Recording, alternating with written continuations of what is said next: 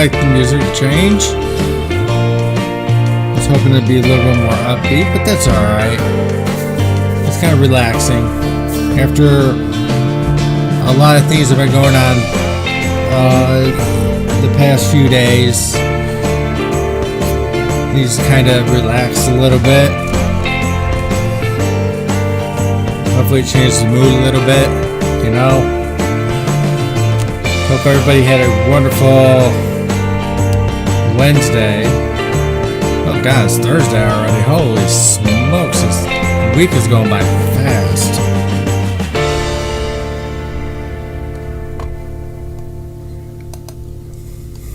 Hello, once again.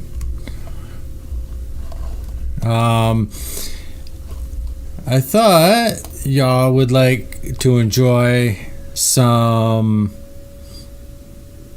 Here, I gotta deal with this real quick. I forgot that. All right. I hope that maybe like a little bit of a change and to know what's going on when it comes to the states and with all the overreach that the especially Michigan mayor is doing.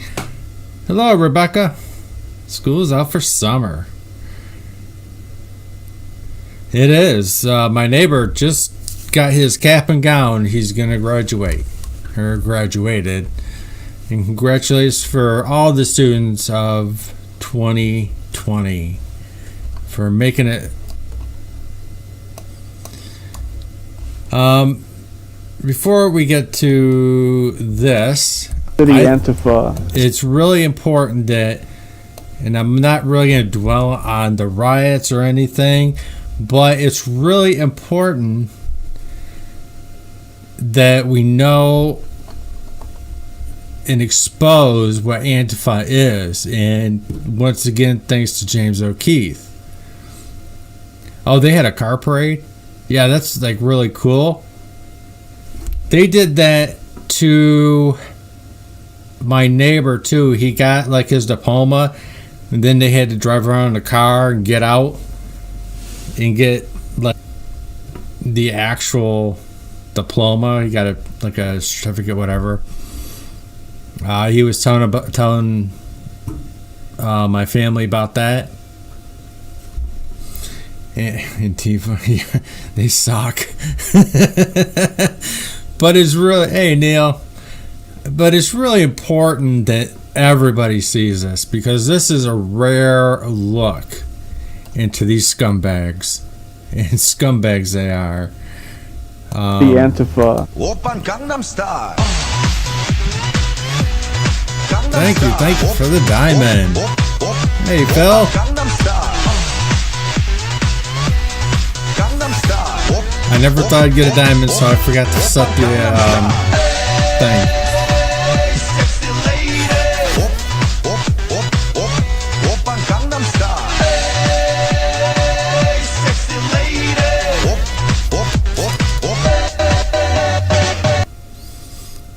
Thank you. Very appreciative. Oh, and Neil. Awesome. Thank you very much.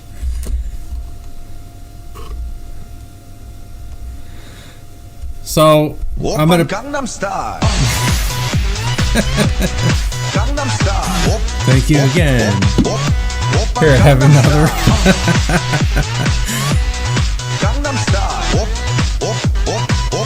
Yeah, thank you. I was getting a lot of numbers too.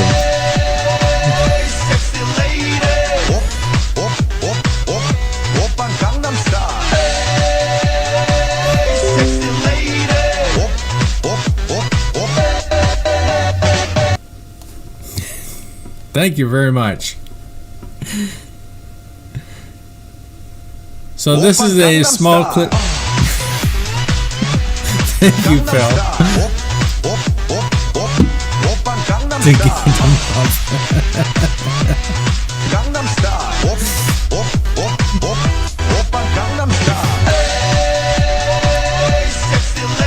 Thank you.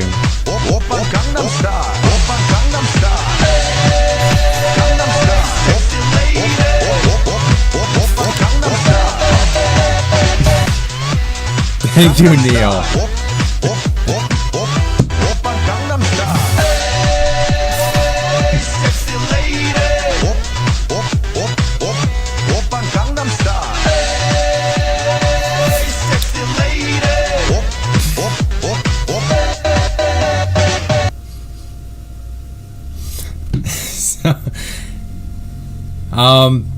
Here is the undercover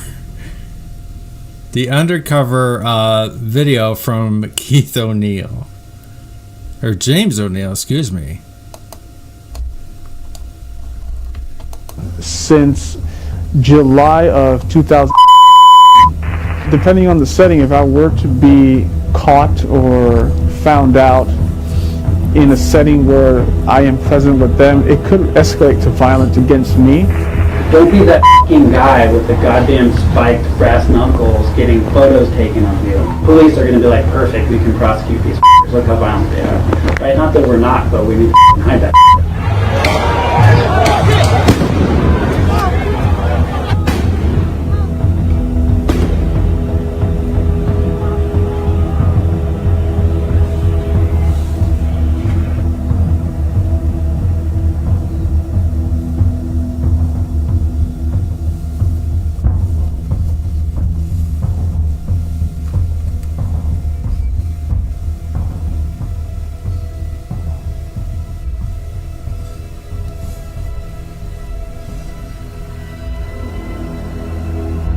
So currently I am a prospect for Rose City Antifa, and I am about halfway through the prospecting process to become a full-fledged member of Antifa.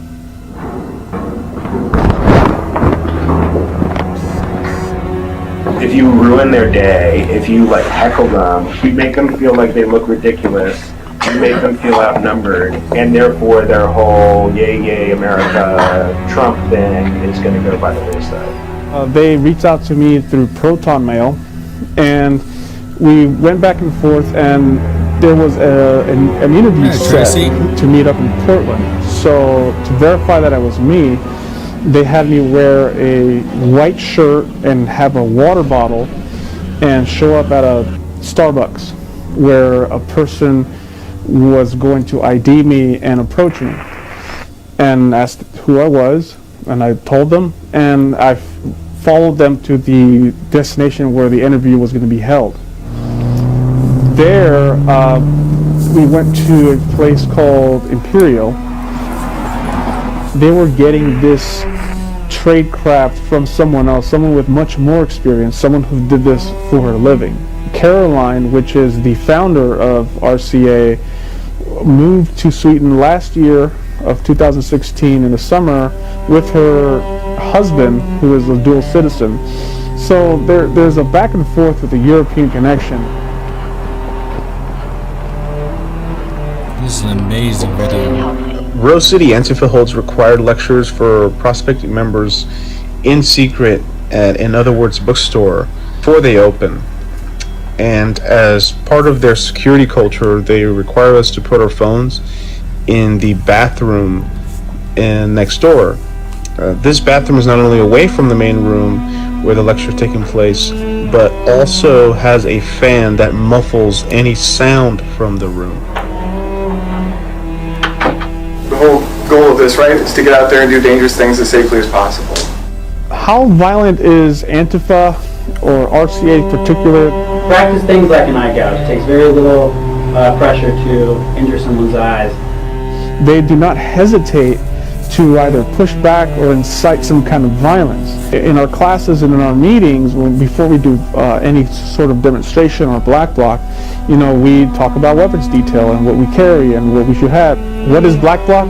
Well, this is black bloc right now. The term is used to a tactic in which individuals conceal their identity to look uniform so that no one can be identified in an act of a crime. With RCA, it seems much more structured, almost like a company or like a business. So, I feel like there is some type of outside funding, influence, or resources being used. Consider like destroying your enemy, not like delivering a really awesome right hand, left eye blow, you know. It's not boxing, it's not kickboxing, it's like destroying your enemy.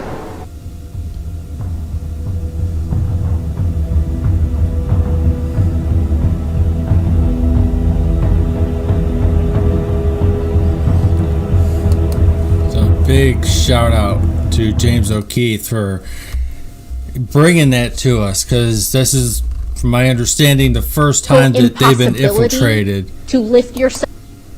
And it is super important that people understand what they are. There's a lot of people who don't understand it. People think this whole riot thing is just spur of the moment. No, it's been organized by people like this, and they've been around for a while. And I can't wait for more. And whoever was brave enough to do that, hats off to him too. You know, that's very dangerous. It is not it's no place for the weak. They're all a bunch of goons, thugs, and wusses. And they also, you know, they're really capable of tremendous violence. Thank you.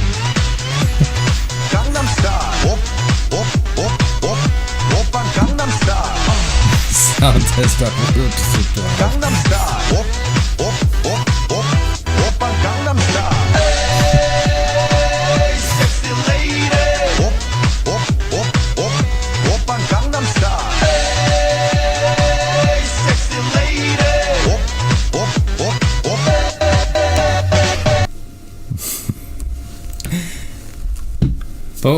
But when people like this have been confronted, they run like children, and they're vicious in numbers, but pluses and like singles, they ain't as tough.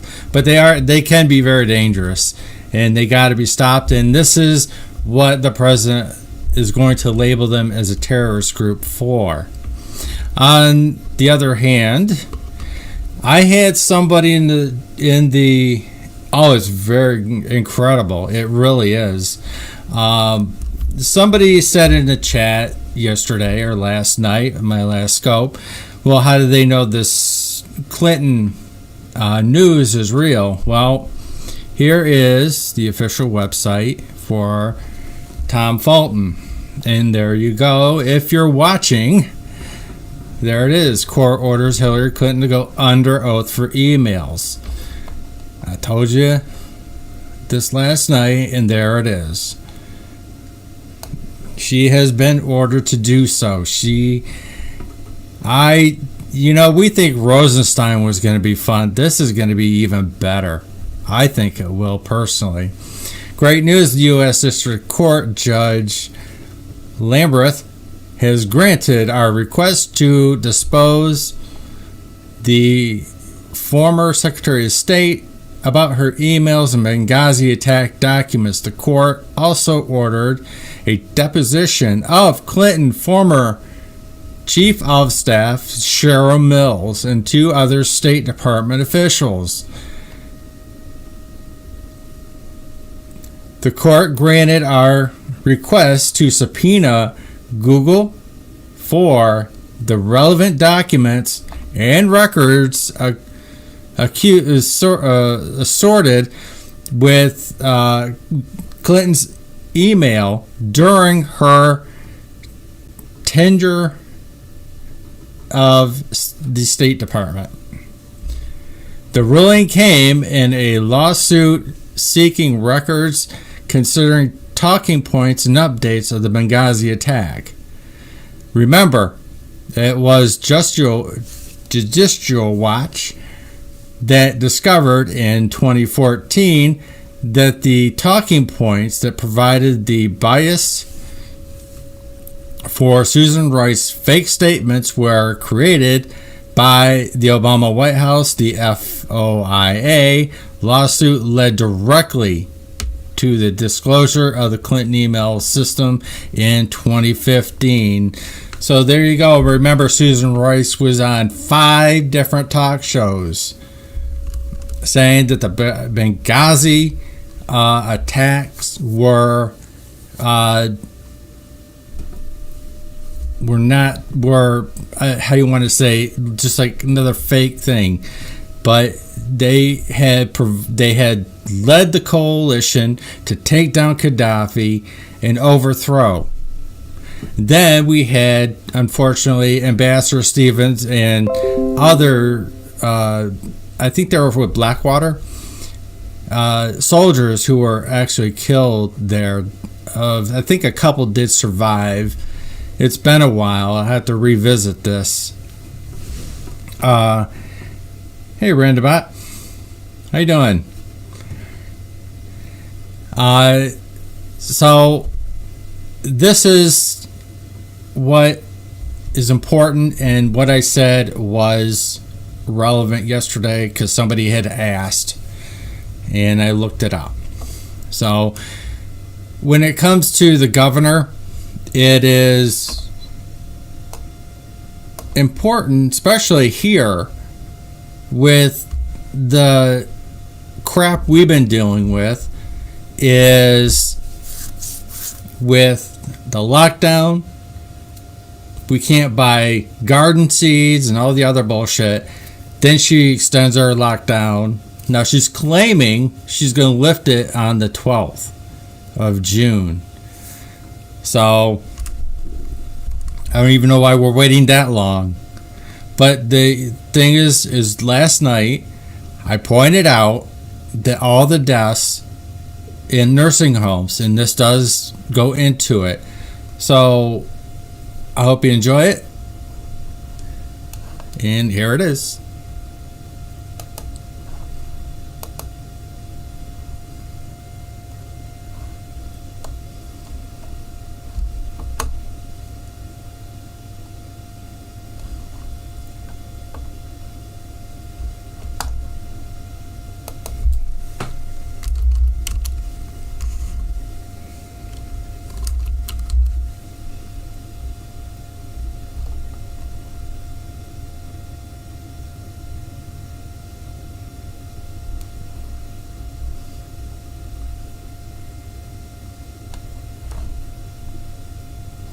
Oh, you gotta be kidding me. Seriously? Oh, lovely. God, I had this thing all set up for you, too. Hold on a second. Let's see if I can figure out what's going on here.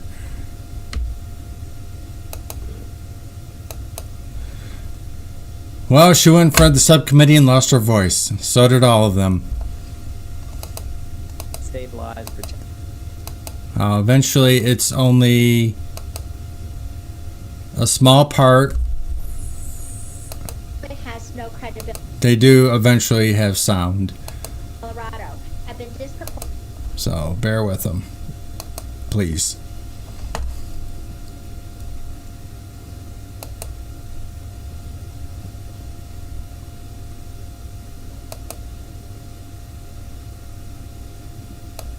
That was clearly an absurd promise, because even today, in a country with over 129 million people, only about 17 million tests have been conducted. And still the administration keeps overpromising. As recently as May 11, President Trump said again, quote, "If people want to get tested, they get tested."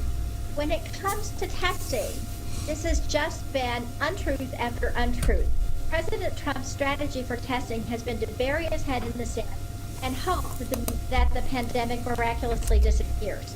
If we're going to give the American public confidence that they can resume familiar activities and safely return to work, we need to greatly expand testing to more people, including asymptomatic people. Some public health experts estimate that the U.S. needs to be testing at least twice as many people as it is right now, up to 7 million per week. This will require more engagement by the administration, which so far has not happened. And the fall is going to present an entirely new challenge for us. Nearly every state is already in the process of reopening, and without a vaccine, we will face a possible second wave of coronavirus infections just at the same time we enter the influenza season. So now's the time to get it right.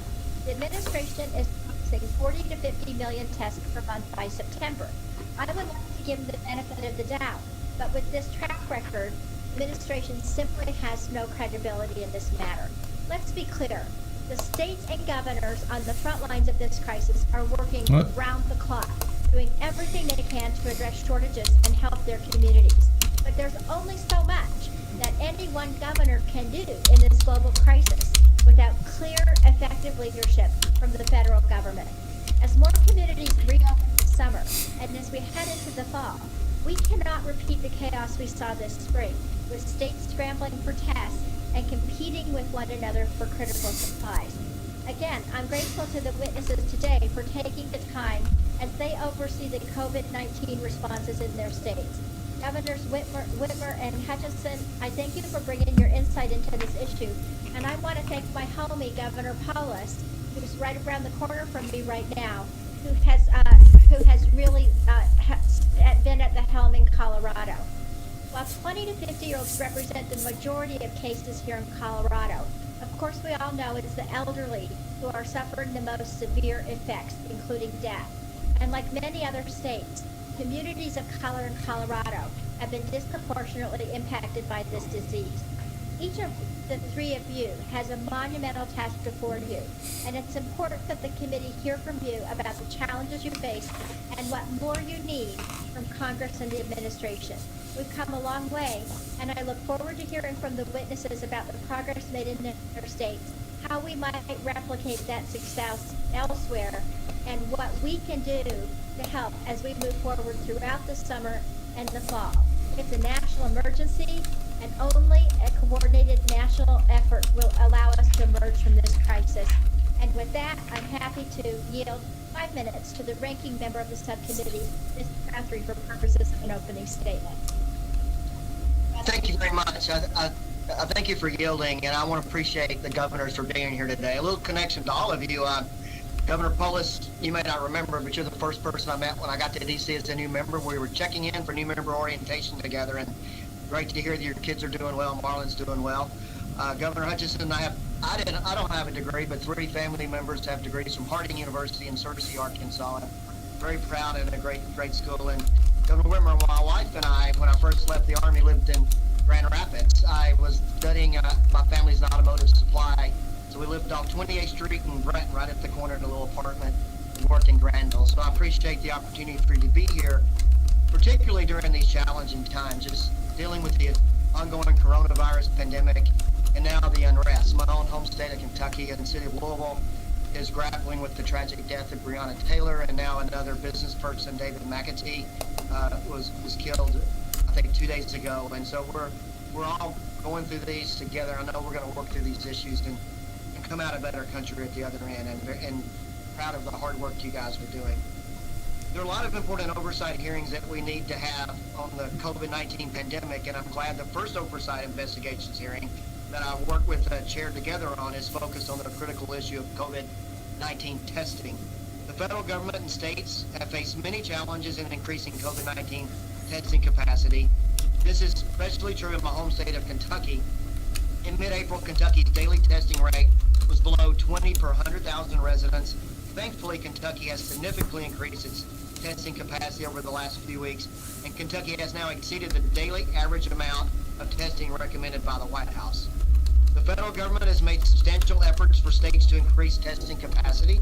Given the increased worldwide demand, there have been shortages of various components needed to collect samples and perform the tests, including swabs, transport, media reagents, and personal protective equipment. I appreciate how rapidly the federal government, the states, and the private sector have acted to help address these supply issues. For example, through Laboratory Diagnostic Testing Task Force, the federal government and industry have developed a better understanding of challenges in the supply chain and expected inventory, and HHS and FEMA have worked diligently to address these issues, including by obtaining swabs and viral transport media for states. The federal government also used the Defense Production Act to increase domestic production of swabs. In addition, the FDA is continuously working to promote the development of diagnostic tests for COVID-19 in order to achieve a more rapid testing capacity. As of May 27th, the FDA had worked with more than 400 test developers and it authorized 113 tests under emergency use authorization, including 100 molecular tests, 12 antibody tests, and 1 antigen test. All of these efforts have enhanced U.S. testing capacity over the last month. The U.S. has achieved more than 400,000 tests a day several times, nearly hitting 500,000 tests in a single day last week. States are reaching recommended levels of COVID-19 testing. Kentucky's testing target for May is about 2.95%, which exceeds the federal government's recommendation that states test 2% of their population in May and June. The federal government and states have also worked diligently to develop and implementing testing plans. The Trump administration recently released an 81-page COVID-19 strategic testing plan. According to the report, HHS anticipates that the U.S. will be able to perform 40 to 50 million tests by September, including about 25 million point-of-care tests. All of this hard work is not only important to improve the immediate response to COVID-19 pandemic, to also prepare for a possible second wave of COVID-19 cases. Committee Republicans have been closely examining current issues and how to best prepare for a second wave of COVID-19 cases. Today, we released a report on the first pillar of our work, focused on COVID-19 testing and surveillance. We expect to release the rest of the work as it is finalized. The 50-page report was released today, addresses a number of important issues related to COVID-19 testing, ranging from viral detection testing and antibody testing to contact tracing and surveillance. One issue we examine is in this work is, and I hope we talk about today, is how we can make sure that we are best prepared for a potential overlap of COVID-19 and influenza cases in the fall. I'm looking forward to the conversation we're going to have today. I greatly appreciate all 3 of our witnesses and governors from taking time from their extremely busy schedules to be here. And while we've made a lot of improvement over the last few months, our work is not done. And as we continue to work on drafting more legislation responding to the COVID-19 pandemic, it is especially important to hear state perspectives. I thank you, and I yield back.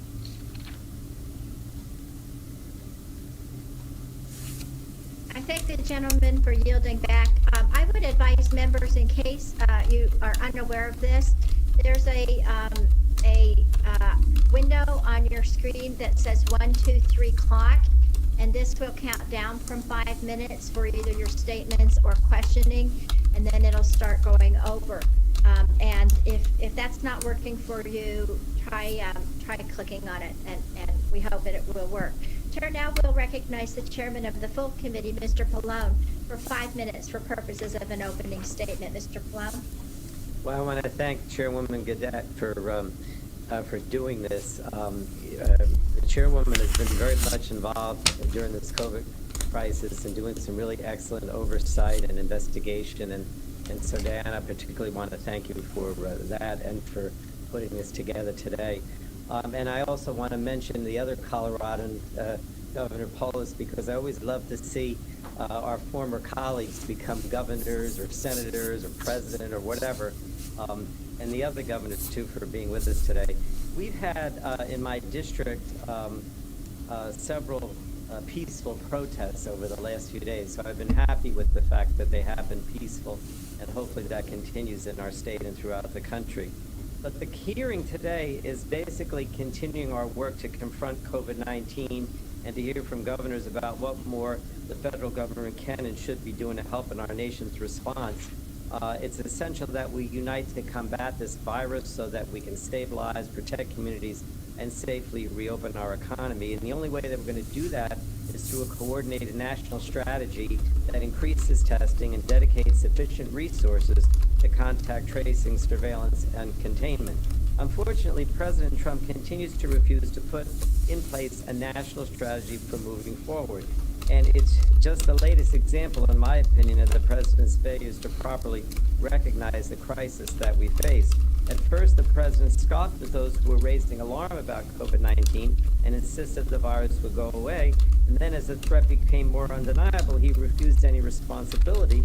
And for months, he has failed to develop and implement a national testing program with clear goals and plans for achieving them. And this failure of leadership at the national level has forced states to fend for themselves, oftentimes competing against each other on the open market for critical tests, personal protective equipment, ventilators, and other resources they need to fight this virus. And states are essentially bidding against each other, which drives up prices for the resources that will continue to be needed in the weeks and months ahead. And this is not the way to combat a national public health crisis. And of course, being in New Jersey, which is one of the hardest hit states, I'm particularly concerned about this, but I care about it for the whole country. You do have two other governors there, one from Jersey. I forgot where the other one is from. The president continues, in my opinion, to abdicate his responsibility. So House Democrats took bold action last month by passing the HEROES Act. This legislation provides critical healthcare resources that are needed, including up to $75 billion in grants to support robust testing, contact tracing, surveillance, and containment activities. The HEROES Act also finally requires the Trump administration to develop comprehensive and coordinated strategies for testing, contact tracing, and surveillance, and provides greater transparency in real time around supplies, testing, and infection rates. And the HEROES Act requires clear benchmarks and timelines and brings public accountability to this entire process. And we also, in the HEROES Act, shore up our public health infrastructure by replenishing much-needed medical supplies, modernizing how we use the strategic national stockpile, and installing a medical supplies response czar. We also require the administration to provide clear accounting for the work being done now in preparation for the manufacturing and distribution of a future vaccine, and identify what more must be done to ensure that the vaccine can be swiftly available to all who need it.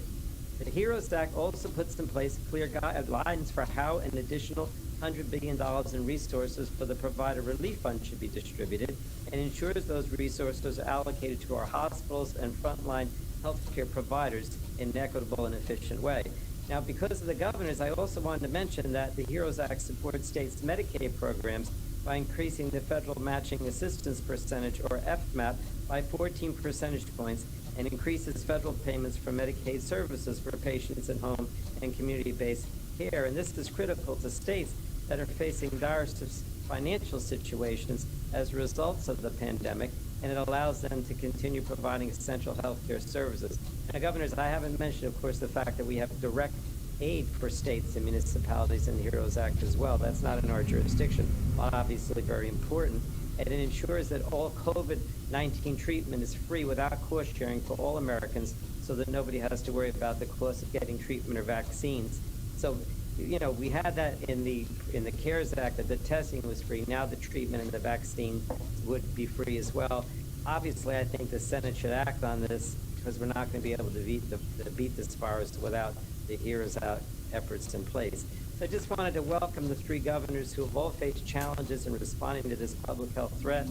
As the committee continues its oversight under Chairwoman DeGette and considers further legislative action, it's important for us to hear from the governors on what's working, what isn't working, and what more they need, either from the federal government or from Congress. And I know you guys are on the front line. I know how important it is for us to help the governors in the states, and certainly our committee will be fully cognizant as we proceed. So thank you again, Diana. I yield back.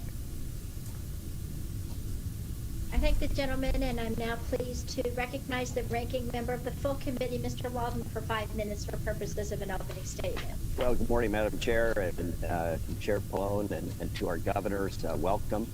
This is an important hearing. I want to say at the outset, just on a technical note, apparently C-SPAN has not been able to get the audio up for this hearing. So one of those things is public is trying to watch it on C-SPAN. They're not going to be able to hear your opening statements, at least not yet.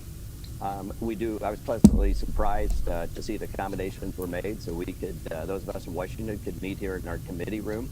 As you know, in approving the hearings, the Rules Committee recommended House committees make such accommodations. And as we all know, the Health Subcommittee proved we could safely conduct our business with a hearing 2 weeks ago in this room. Several committees have held either in-person or hybrid-style hearings in the Capitol Office building in recent weeks, and many of the members of this subcommittee are here in Washington today.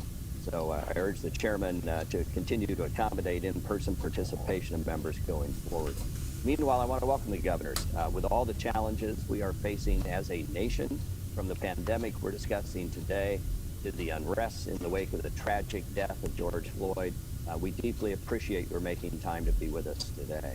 States are indeed what Justice Brandeis called laboratories of democracy, testing different policies for their individual circumstances, and I look forward to learning about your successes in responding to the pandemic, the remaining challenges, what you got right, what you got wrong, and how the state and federal partnership can be strengthened to ensure these challenges can be successfully addressed going forward. Look, there's no question facing a once-in-a-century global pandemic, federal, state, and local health systems encountered some difficulties in ramping up diagnostic testing, working out the logistical details of complex global supply chain. However, it is only fair to now acknowledge that tremendous progress has been achieved over the last few weeks. The efforts of the White House, President Trump, federal agencies to get full visibility into various supply chains in a very short period of time, and then obtain necessary supplies for the nation's testing and other needs, while competing for them globally with the rest of the world, it's been nothing short of a remarkable undertaking. While federal officials such as Dr. Brett Giroir and Admiral John Oleschek have been candid, clear-eyed, and open about the enormity of standing up a testing structure in the middle of a pandemic emergency. Nearly every state is now in a better position to test anybody they have determined to be a high priority. Congress stepped up to the plate in the CARES Act and other stimulus packages with billions of dollars in funding for states to use for more testing and more contact tracing. These actions are getting results. Since the beginning of this pandemic, Wait, did he just say contact tracing? many experts have argued the U.S. needs to reach a level of conducting 500,000 COVID-19 tests a day. In May, the United States achieved more than 400,000 tests a day several times. With vastly more rapid point-of-care testing at home and saliva-based testing and antigen testing are expected to be rolled out in the coming weeks, this benchmark is expected to rapidly increase. Look, there's no question that some states have responded to this pandemic better than others, both in focusing resources to address the public health crisis and positioning their states to responsibly reopen. For example, in Arkansas, I understand you've already met the federally recommended goal of testing 2% of your population in a month through May and aim to reach 3 to 4% of your population monthly by June. Health and Human Services Strategic Testing Plan projects that by September, the United States may be able to conduct up to 50 million tests per month, or more than 1.6 million tests per day. At more than 1.6 million tests a day, the U.S. would not only easily exceed the goal of 500,000 tests a day, but would also surpass the Harvard Global Health Institute's recommendation of 900,000 tests per day to contain the outbreak. The HHS strategic plan on testing shows a serious and honest effort. It outlines a pathway toward providing more resources and more assistance to states for more and better testing in order to manage risks and allow our economy to safely reopen. So I thank all of our distinguished witnesses today for appearing. Especially want to express my appreciation to Governor Asa Hutchinson, who on very short notice agreed to work this into his schedule. With that, Madam Chair, I would yield back the balance of my time. I understand you wanted me to introduce Governor Hutchinson, so I'm prepared to do that whenever you'd like. Okay, we'll do it in just a minute. I thank the gentleman for yielding back and ask unanimous. Madam Chair. All right, go ahead. It's Morgan. I have my hand up. For what purpose does the gentleman from Virginia rise? Point of order. The gentleman will state his point of order. Madam Chair, since House Resolution 965 governs this meeting generally and Section 4 specifically deals with proceedings in committee and Section 4B puts limitations on business meetings including, and I quote, a committee shall not conduct a meeting remotely or permit remote participation at a meeting under this section until a member of the committee submits for printing in the congressional record a letter from a majority of the members of the committee notifying the Speaker that the requirements for conducting a meeting and regulations referred to in subsection H have been met and that the committee is prepared to conduct a remote meeting and permit remote participation, end quote. And recognizing that the regulations promulgated in accordance with subsection 4H of House Resolution 965 in Regulation Section 1I, the definition section, it states, and I quote, proceedings or committee proceedings refers to meetings, hearings, or depositions as appropriate, end quote. And in light of the full Energy and Commerce Committee having failed to comply with these regulations submitted by the Chairman of the Rules Committee in accordance with House Resolution 965, or even to comply with the letter requirements of Section 4B of House Resolution 965, is it not true that these proceedings, by whatever name, cannot lawfully conduct business such as swearing in witnesses or even having Code Section 18 U.S.C. Section 1001 relating to perjury apply? Chair thanks the gentleman for his parliamentary inquiry. H.R. 965 refers to business meetings, not hearings, and the committee has met all of the requirements for regular hearings under the House rules. Under the Madam Chair, section. Members' written opening statements be made part of the record, and without objection, so ordered. I'd now like to introduce the witnesses for today's hearing. First, I'd like to introduce Governor Jared Polis, the governor of the state of Colorado. No stranger to this committee or most of the members of this committee. The governor has been working very hard with the entire Colorado congressional delegation, House and Senate, Democrats and Republicans, on the coronavirus issue, and we appreciate it very, very much. I would now turn to Congresswoman Dingell to introduce her governor. Thank you, Madam Chair. Challenging times demand decisive and compassionate leaders. I'm grateful to all of the governors that are here today, and the Dingell families have long history with all of them. But Governor Whitmer is such a leader. I'm proud to introduce her today. She's a lawyer, an educator, a former prosecutor, and a lifelong Michigander. Oy vey. A public servant. And she is a close friend. Months into the COVID-19 pandemic, the numbers are devastating. Michigan has been hit harder than most states. We're the fourth highest in deaths in the country. We have nearly 2 million people unemployed, 1 in 4, and lives have been forever changed. Throughout this pandemic, Governor Whitmer has taken swift actions to flatten the curve and blunt the spread of COVID-19. There is much that this committee can learn from how Michigan has responded, and as the states begin the reopening phase, there is much we need to learn on what challenges still remain, the resources that are still needed, and the actions that we can take.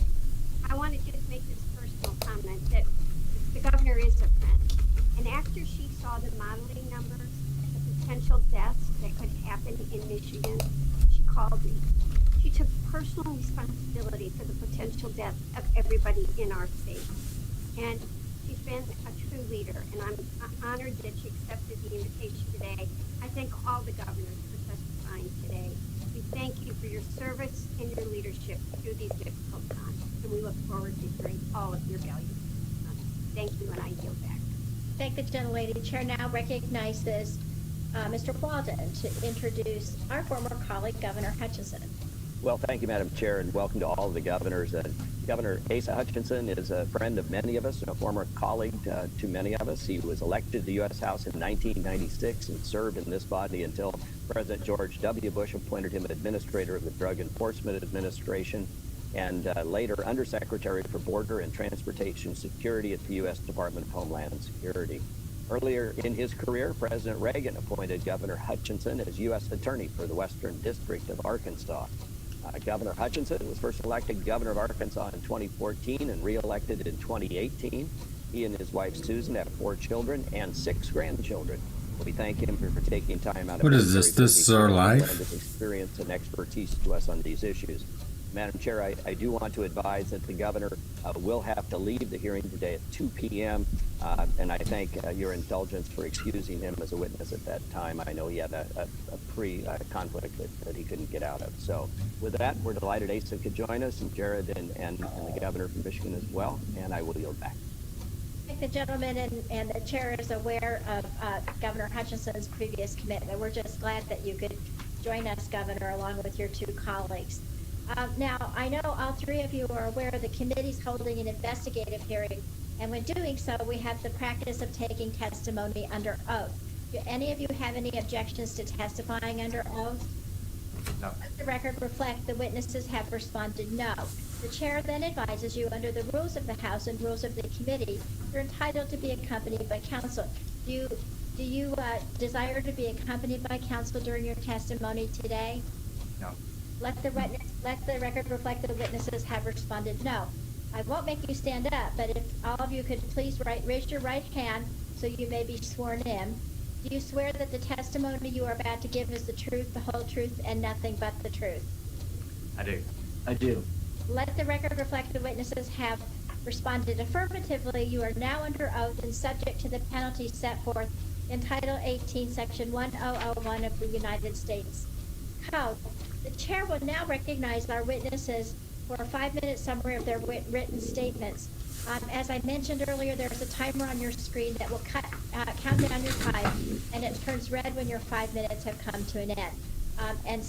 Governor Polis, we will recognize you for 5 minutes.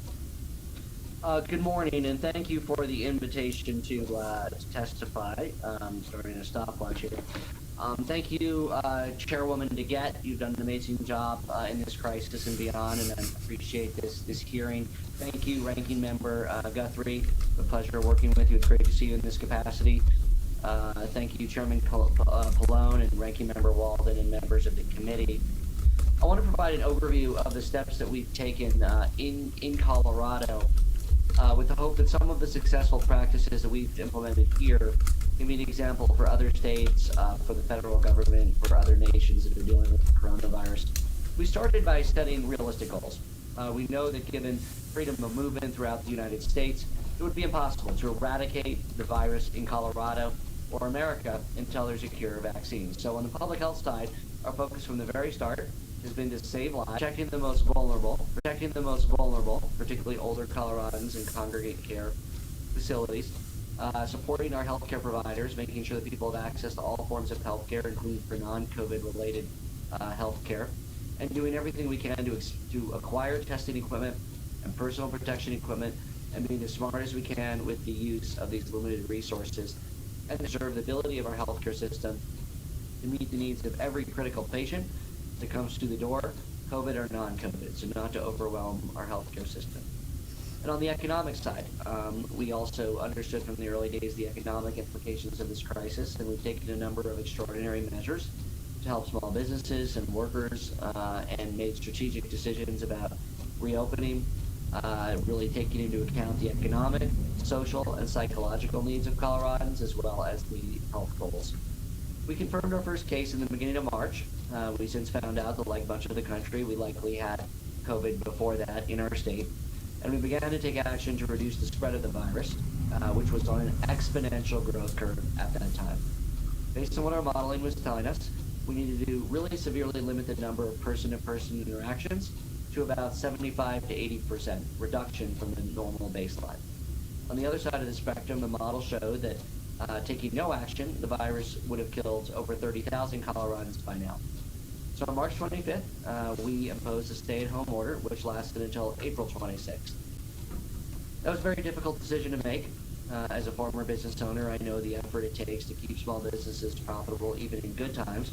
And as governor of a state with the fastest growing economy in the nation, an amazing quality of life, it really pained me greatly to see Coloradans out of work, stuck inside, businesses temporarily closed. But that month-long stay-at-home order was critical to slow the spread of COVID-19, to build additional hospital capacity, including critical care beds, and acquire more testing and PPE for our workforce. One of the most important things we did is we stood up an innovation response team with some of the best minds from the private sector who volunteered full-time to help us work through the issues in the supply chain for testing and for PPE. And during this period, we enacted a number of important measures to help individuals and businesses weather the economic storm, including short-term paid sick leave for workers so they didn't feel that they had to go to work sick and spread the virus, expanding child care benefits for frontline workers, helping small businesses and individuals make ends meet by delaying when they had to pay and file their income tax, their sales tax, and their property tax, a temporary moratorium on evictions and foreclosures, and taking common sense steps to lift regulations like eliminating the prohibition on takeout or delivery of alcohol, which helped restaurants stay in business. We set up a private relief fund at helpcoloradonow.org to help meet the needs of Coloradans across the state. I'm proud to say we've raised over $18 million from philanthropic, corporate, and individual donors. And we also convened in the early days a Council on Economic Stability and Recovery, chaired by former U.S. Transportation Secretary and Denver Mayor Federico Peña. The bipartisan council of business leaders from across our state has already put forward recommendations for executive actions, state legislation, and for federal consideration. Madam Chair, I ask that the letter to the Colorado delegation dated April 9th, 2020, from Secretary Peña and myself be placed into the record and considered. Governor, we will hold that to the end as announced at the beginning with all the other documents. Thank you. Thank you. And as cases begin to level off and trend downward, we ended the stay-at-home order on April 27th and replaced it with Safer at Home. Safer at Home really allows for a greater degree of economic and social activity while keeping the rate of infection low. It has 4 main points: scaling up testing and capability, developing a mask-wearing culture in our state to make person-to-person interaction safer, having Coloradans with underlying health conditions, including seniors, stay home whenever possible, and greater social distancing among the general population. We've also expanded this month for more outdoor opportunities for people to enjoy our great, vast outdoors at a safe social distance with our beautiful Colorado June and July weather. We encourage people to get out in a safe way at a distance from others. I've been straightforward and honest with the people of my state from the very start that there will be some level of social distancing and restrictions until there is a cure or vaccine. We simply need to find a sustainable way to live with COVID-19. So thank you for the opportunity to testify, and I look forward to answering your questions. Thank you, Governor. Now I'm pleased, Governor Whitmer, to recognize you for 5 minutes for your opening statement. Great. Thank you, Chair Forget, Ranking Member Guthrie, Full House, Chair Pallone, Ranking Member Walden, and members of the subcommittee. Thank you all for the opportunity to speak with you about COVID-19, its impact on the state of Michigan, and how we've worked to confront this unprecedented public health crisis. Representatives Dingell and Wahlberg, thank you for your efforts on behalf of Michigan, and of course, Governors Polis and Hutchinson, I'm glad to be with you. On March 10th, the day that Michigan confirmed our first cases of COVID-19, I declared a state of emergency. Michigan had a unique struggle with COVID-19 pandemic because despite being the 10th most populous state, we spent several weeks with the third highest number of cases and deaths in the nation. As of today, we've recorded 57,000 positive cases and over 5,500 COVID-19 related deaths. In response to this pandemic, we've had to take aggressive measures to fight the spread of COVID-19, to prevent the rapid depletion of our state's critical healthcare resources, and to lower the chance of a devastating second wave. There was a time in March when the number of Metro Detroit hospitals lacked enough masks, face shields, gowns, or gloves to... Yeah, well, if she doesn't take her husband's last name, how can you go rent a boat if they know your last name is Whitmer, right? Last single day. The federal government delivered several allocations of PPE from the Strategic National Stockpile, but they were dangerously insufficient to meet our needs in the early days of the virus's spread. During that same time, on a call with the nation's governors, we were told we would have to procure these items on our own. Without time to waste, we set up a global procurement arm of our SCOC. We tracked down every lead. Some panned out, some were dead ends, and some were dead beats. But in the heat of the nation's early days and the lack of a national strategy and failure to use the DPA to produce PPE, lives were on the line and necessitated these actions. By mid-April, though, our hard work of our procurement office, private donations, nimble Michigan businesses, and with the assistance from FEMA, the state had PPE to last for several weeks, and that is true today. We're truly grateful for the materials that we've received. However, if federal supplies could be allocated more quickly, with a detailed breakdown in advance and shipped at a regular cadence, we would be able to hit our goals and ensure that we prevent a second wave. Absent a vaccine or cure, tracing and testing are the foundation of the COVID-19 response. Throughout much of April, our state averaged about 5,000 tests a day. Now we've reached almost our 15,000 a day, with our real goal being 30,000 tests a day. Despite the progress that we've made, the single biggest threat to our ability to hit these goals is supply shortages that continue to significantly restrict Michigan's testing. Now let's put this in perspective. I would say a mile and a half from me there's a clinic or Hamilton Clinic, they have empty lots with testing facilities there. Empty. The only person there is a security guard. That's it. Capability. I've conferred with many of my colleagues, and I know this is not unique to Michigan. We need the White House to create a specific long-term plan outlining how the federal government will ensure we've got adequate testing supplies so we can gather the data we need to make informed decisions about re-engaging our economies, as we would all benefit from a guarantee of free testing nationwide, coupled with a robust federal messaging campaign. The economic havoc wreaked on state residents and our government budgets by the coronavirus has been severe. We have now processed more unemployment claims in a single day than during the worst week of the Great Recession. We've already reached the highest unemployment rate since the Great Depression. Right now, the language in the CARES Act does not give us Another feather in a cap. to address our revenue shortfalls. A broader solution is needed, and I thank the House of Representatives for your work, and I'm hopeful that the greater Congress can come together and get it done. The COVID-19 pandemic has also highlighted the disproportionate impact on communities of color. African Americans are 13.6% of our resident population, and yet represent a staggering 40% of deaths in Michigan. Our Lieutenant Governor, Michigan's first African American Lieutenant Governor, is heading up our task force on racial disparities, a task force that is dedicated in the memory of Skylar Herbert, the youngest person in Michigan to lose a battle with coronavirus at the age of 5. Both her parents are first responders.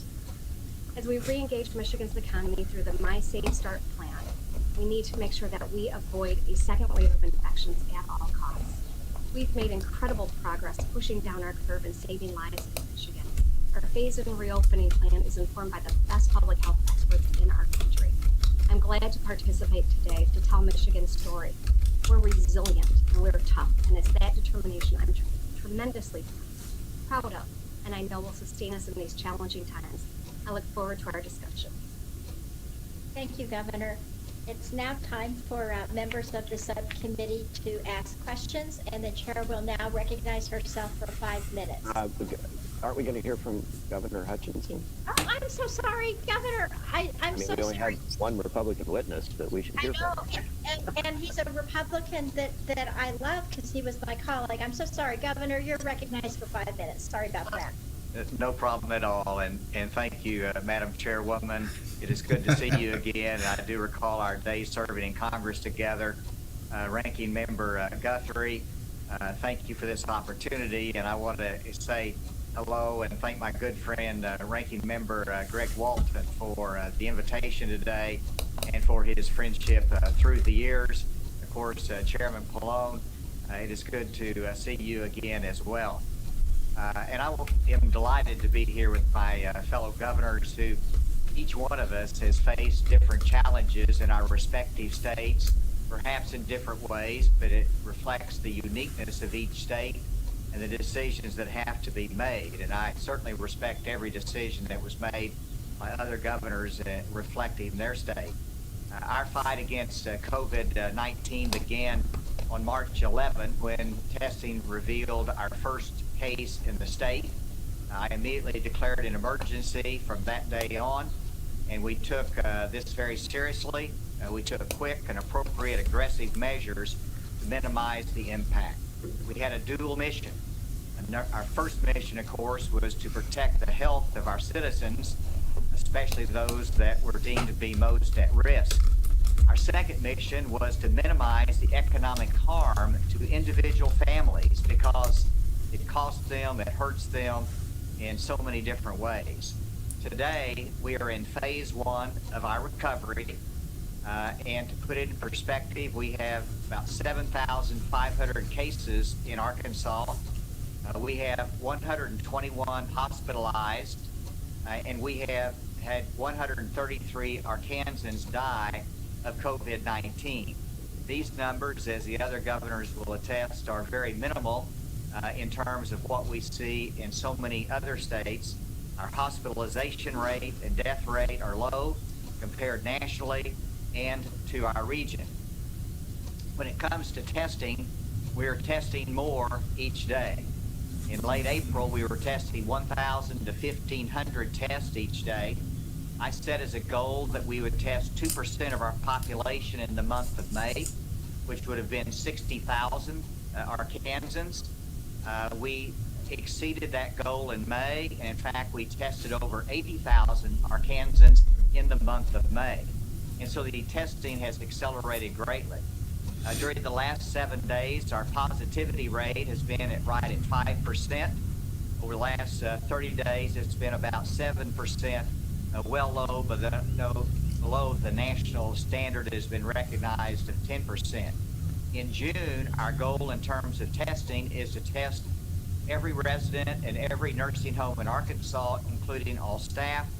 Our testing is done through a combination of our Department of Health, our University of Arkansas Medical Sciences, and then the commercial labs, and then the employers who are doing an extraordinary job of starting their own testing programs through commercial labs.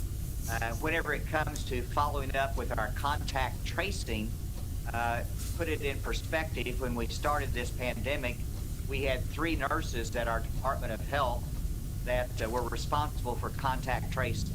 3.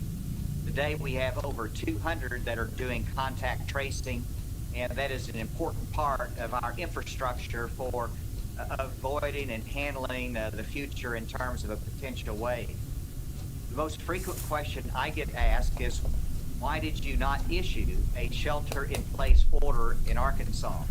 And again, I respect every governor as to the decisions that they had to make, but our decision for our state in not issuing a shelter-in-place order was in combination with our public health team, and we believe it was the right direction for our state. My public health team advised that a stay-at-home order would not significantly slow the spread of COVID, and I knew a stay-at-home order would cost thousands more Arkansans their jobs and possibly cause more businesses to close permanently. Instead, we doubled down on our message that encouraged Arkansans to follow social distancing guidelines, to wash their hands often and well, and to wear masks in public. I trusted the citizens of my state with good information to act responsibly in their personal choices, and they did. There's always a few outliers, but they have followed those guidelines. From the beginning, we proceeded cautiously in terms of our targeted restrictions on businesses. We calculated which businesses were more at risk. We put more restrictions there. And now, of course, we've been gradually releasing and lifting those restrictions. As I said, our rates are among the lowest in the nation. Our hospitals have never come close to filling up. Our supply of ventilators is more than adequate. We even offered to send 5 ventilators to a fellow state that was in need. In terms of the private sector, I want to acknowledge their support. Walmart particularly has helped us to set up mobile testing sites across the state. Our poultry industry, which has been a challenge for us, but they're a critical, essential industry, and they have begun their own testing within their plants. They engaged their own contact tracing, which was very impressive to me, that they don't simply rely upon the government to do that. They have their own health clinics, and they provide paid time if quarantine is necessary. And so with that, we have over 60 processing plants in Arkansas, and none of them are currently shut down. They're all operational, and people are working. In terms of the economy, just like everyone else, we projected a significant loss of revenue to our state budget. In fact, we projected a 10% loss of revenue from sales taxes. But our economy has been stronger, has suffered less of a loss, and we're coming in at less than 5% of the loss in terms of sales tax revenue. Today, we're issuing our revenue report that will show that we're above our revised forecast, which is still down from last year, but we're beating the projections significantly in terms of our recovering economy. And we look forward to having more success in the future. We have an economic recovery task force that's going to be leading that effort, that Stuart Walton is chairman of, and have some leading Arkansans that are supporting that effort. With that, I'm very grateful for the opportunity to tell a little bit of Arkansas' story, and look forward to the questions from the committee. Thank you so much, Governor. And thanks to all of our witnesses. Now the chair will recognize herself for 5 minutes for questioning. And let me begin by saying, as the members of the O&I subcommittee know, we have a long history of examining pandemic preparedness. In fact, we've had 11 hearings in the last 15 years in this subcommittee on pandemic preparedness. And we the most recent one, many of you will recall, was on December 4th, where we had many of the players who you see, including Dr. Fauci and Dr. Redfield and others, come and testify. And these officials have spoken candidly about the challenges that we would face during a pandemic. And so I was pretty appalled that the federal leadership and systems failed as dramatically as they did when we actually did get a pandemic because of all the assurances that we had had. Governor Whitmer, in your testimony, you stated, quote, the overall federal response on this front has been uneven. Uncertainty about the availability of supplies and the federal government's role in directing the allocation of these supplies has hindered our ability to coordinate our testing strategy. Governor, could you elaborate further on this uneven federal response and how it impacted Michigan's ability to combat COVID, particularly in the testing realm? Sure, I'd be happy to. Thank you for giving me the opportunity to flesh this out a bit for you. You know, on the whole, our experience working with the administration, I think uneven is the right word.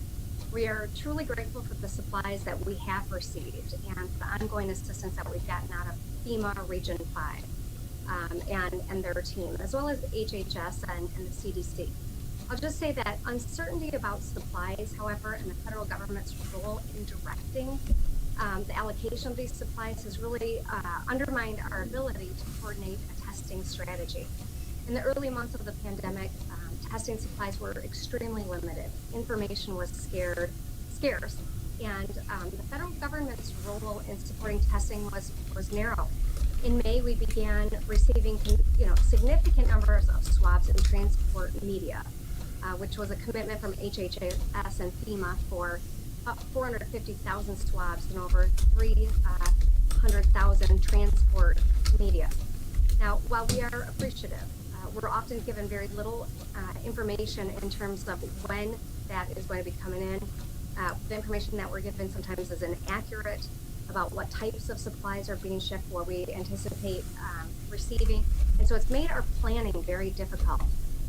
Supplies, it could be allocated more quickly, and if we had a detailed breakdown of what was actually in the shipment, we could, mobilize and ensure that we can make the best use of these supplies and hit our capacity.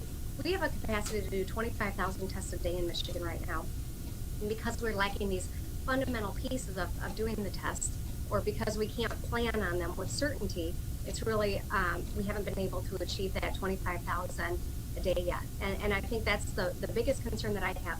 I know that it was raised a question about the flu season.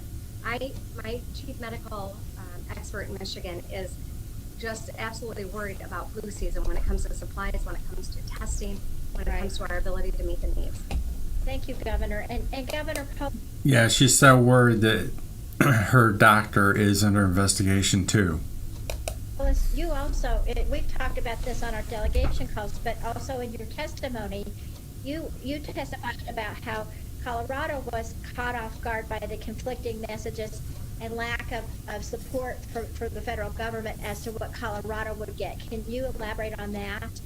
Yeah, I think the most important things that we could do better with on the federal side is transparency and really knowing what we're going to get when. Consistency and transparency. A lot of discussions that left us as a state not knowing, not with the no, not with the yes.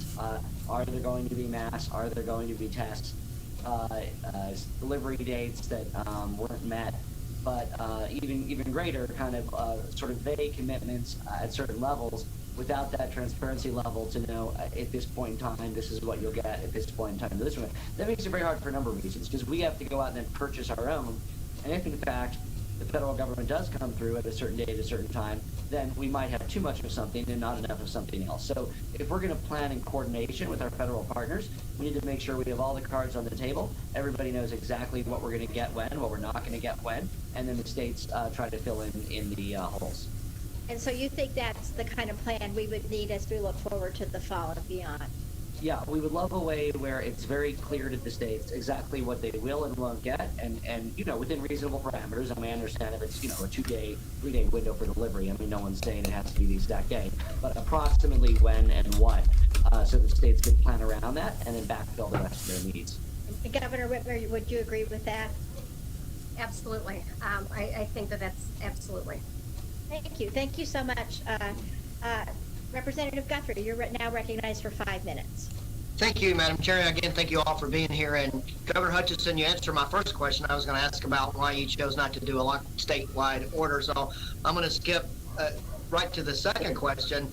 And for all of you, and I'll just go alphabetical by state if that works, Arkansas, Colorado, Michigan, but for all three of you. But at the very beginning, Dr. Fauci came before us and says we have to flatten the curve. We have to manage peak capacity. And until we get a vaccine, we're really not going to have 0 cases. And I was on a call with some people, and somebody said, as you all have experienced, the most difficult, a very difficult decision is shutting down different parts of the economy. A difficult decision could be even harder is when to open up. Because as we interact more, we know there are going to be more cases until we get a vaccine. But we can't stay shut down forever. And so my question is, one of your colleagues I saw on television, the governor of Oklahoma, when they were expanding interactions, that he was kind of being criticized on television. He says, well, I have 300 cases and 4,000 empty hospital beds. So I guess my question is, as you look to open up and as we interact, there will be flare-ups. I mean, what are you looking for? What data does your state look for to determine whether you can open? And then what are you looking for to say, well, when we open too much, we need to retract as you move forward? Kind of what are you looking for? I'll start with Governor Hutchinson. Well, thank you, Congressman. And if you look back to the very beginning of this, it was all about hospital capacity. Well, hospital capacity is not an issue anymore in terms of our state with 150 some or less than that hospitalizations. We have over 8,000 bed capacity. We needed to go back doing elective surgery. We needed to go back doing other procedures, and we've done that here in this state. So what do we look at? And it's about the number of cases that's important to know, but it's more importantly the positivity rate. It is about our contact tracing and the success of that, the recovery rate, and how many active cases that we have. Those are some of the things that we're looking at. Obviously, the end result or the ultimate test is what is the deaths that are being caused from that. And we've been fortunate to have a minimal number in Arkansas. But if you look at the future, the most important thing is that we have to manage this risk. We can't go back and say we're gonna all be shut down. We've got to go into the fall, recognize there could be another wave, but we can't go back into sheltering in place. We have to be able to manage through this risk, and that is through the testing, that is through the contact tracing, and that's through the social distancing until we get a vaccine.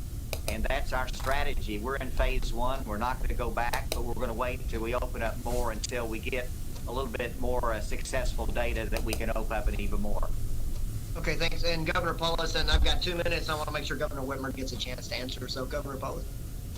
Yeah, I think all governors share a desire to reopen as much as possible, as soon as possible, as long as it's a sustained opening, right? I don't think anybody wants to be in a situation where, because you have too many people together, and I don't think there's a state in the nation, for instance, that's having 20,000 person concerts or events right now, and there's a reason for that.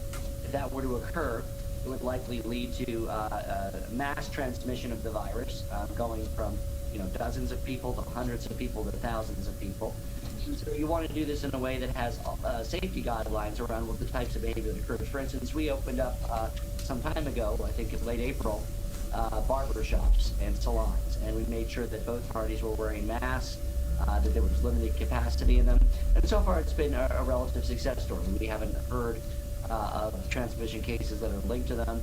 If there are, they would be minimized by that safer behavior. So the answer is as soon as possible in a way that doesn't have to be reversed because it leads to an overwhelming of the hospitals. Thank you. And Governor Whitmer? Sure, thank you. So I appreciate the question, and I think that because there hasn't been a national strategy, each of us has developed our own re-engagement strategies. And in Michigan, it's called the My Safe Start. It's 6 phases. The vast majority of the state is in phase 4.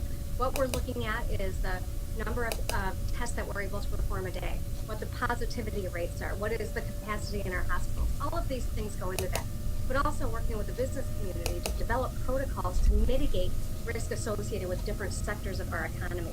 The most important thing we need to do is continue to ramp up testing in lieu of a vaccine or a cure. And that's precisely why getting these supplies is so crucial to re-engagement and avoiding that second wave, because none of us wants to take steps backward. We want to keep moving forward. As we look at testing, I know I'm out of time, but as we look at testing, I just think it's important to acknowledge we got to be looking at diagnostic testing and not conflating serology testing with diagnostic testing. We have to get to that 1 to 2% of our population. And if there is a possibility, we could use the Defense Production Act to start producing swabs and the types of things that are so critical to testing. That's what we should be using the DPA for, and I'm hopeful that we will. Thank you very much. I really, really appreciate you guys being here today. Thank you very much. I yield back. Gentleman yields back. Chair now recognizes Chairman Pallone for 5 minutes. I want to thank the chairwoman, and I really wanted to ask 2 things of our 2 Democratic governors. One was to double down, Diana, on what you said about the federal supply chain and the lack of national testing, and then briefly something about FMAP. My concern is that, I think that Democrats on the Energy and Commerce Committee, I guess I'm being a little partisan now, really do not trust the president to implement any kind of national strategy for the supply chain, the testing, or even the vaccines. And his constant effort to say, well, it's the state's responsibility, it's the state's responsibility.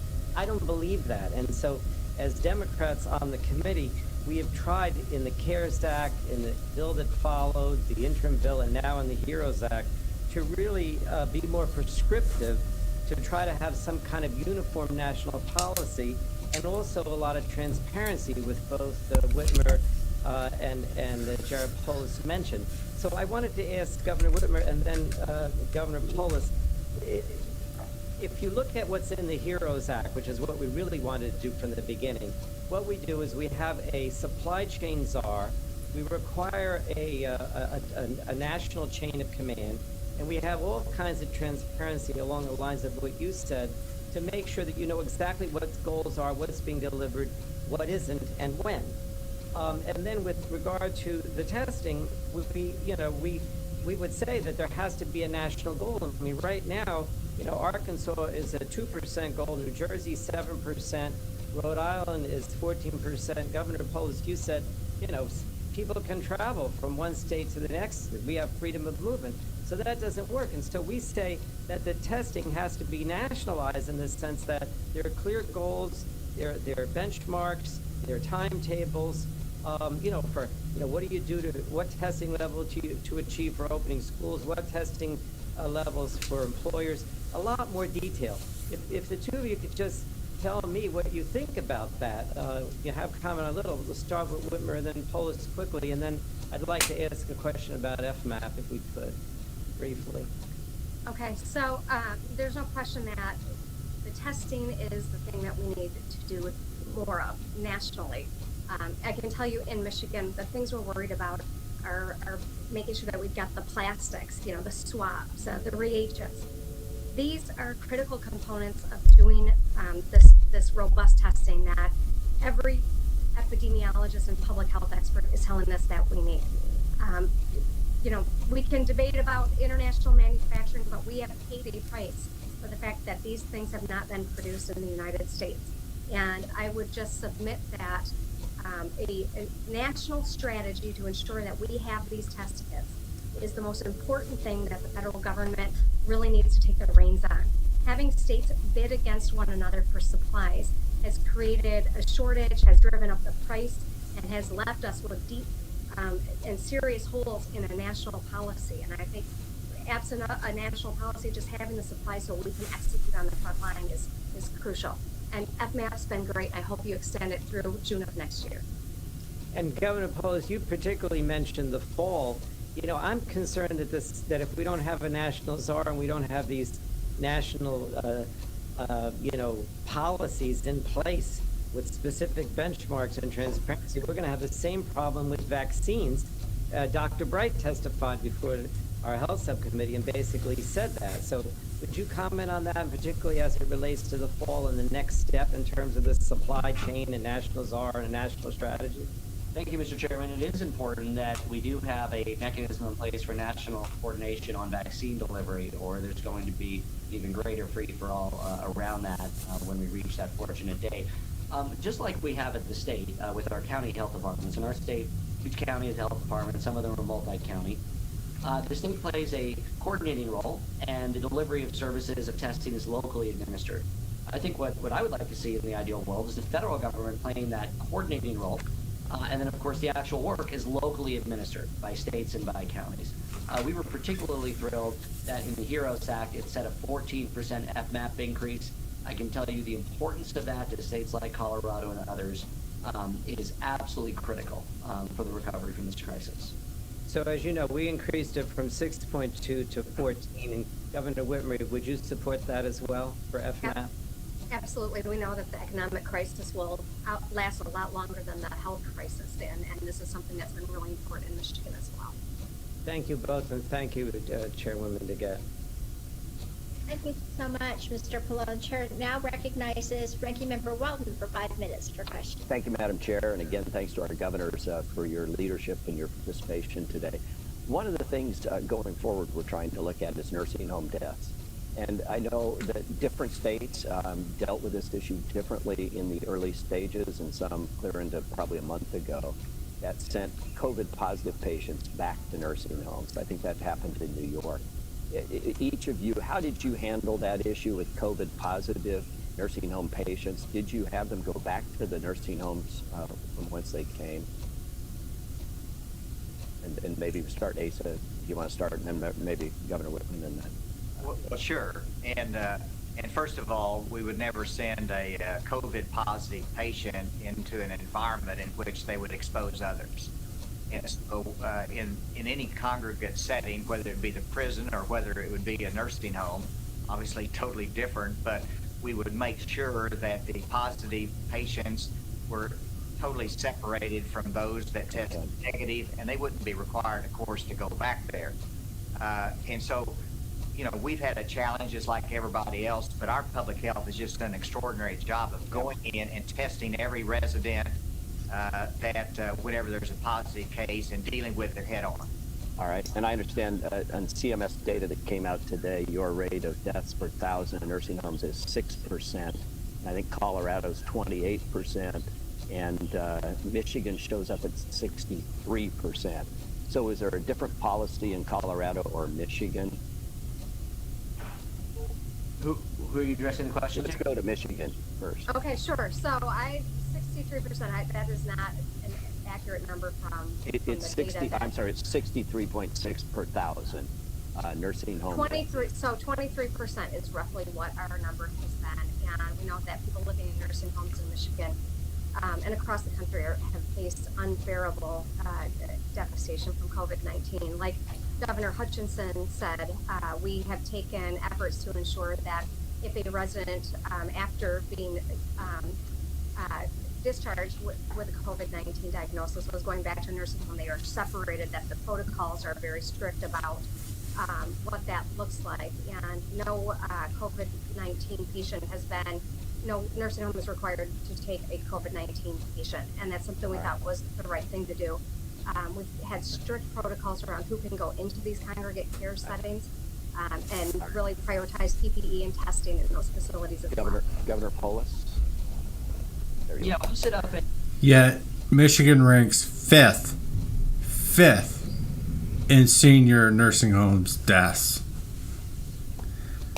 A residential care task force in April that really helped address some of these issues.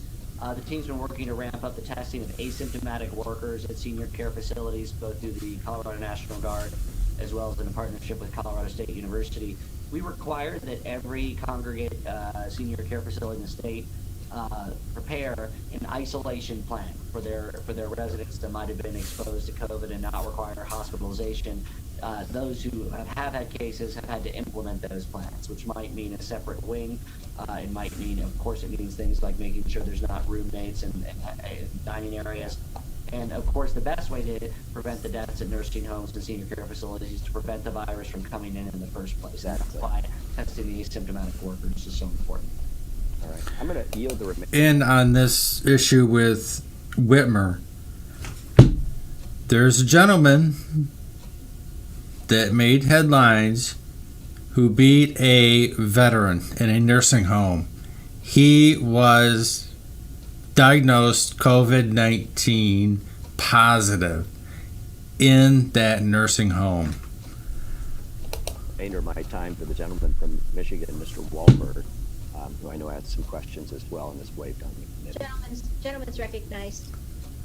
I thank the chair and I thank the ranking member. And it's good to see you, Governor. I appreciate you being here. I recognize the fact that we're all doing this for the first time, and we're learning as we go. So I appreciate that. I guess I would just follow up. Being ranked at 5th in the nation for overall deaths in nursing homes, with most recent what I saw from CDC, which was beyond what you have now put out, was 1,654 patients who died, and 12 staff members on top of that. Why did it take you so long to change the policy, not only of putting COVID patients back in the nursing homes, but also reporting? Because it was just, I believe, this past Thursday or Friday you began to report, and that report was low, and it's been changed since then. But could you inform us why it took so long to begin the reports? So, Congressman Wahlberg, I think what Michigan has experienced with COVID-19 is different than what other states have. We had such exponential growth early on when we just started learning about how incredibly contagious this disease is and how people can carry it without having a single symptom and infect others. We were working with the best counsel of our public health experts across the country and at the University of Michigan. Every policy that we instituted was informed by that data. We recognize that, of course, in retrospect, probably a number of decisions we would have made some adjustment in. But the fact of the matter is, when it comes to the data, one of the inherent challenges with COVID-19 is that people don't necessarily reflect on a death certificate that it is COVID-19. I know a lot of other states have seen exponential reporting on their pneumonia cases. Well, if their public health goes back and looks, a lot of those could be COVID-19 deaths. And so I think that that's just the inherent challenge here. We've done remarkable things in terms of sharing information. I'm happy to follow up with you. Sorry, Chair. Chair, now it's the gentlelady from Illinois, Ms. Schakowsky, for 5 minutes.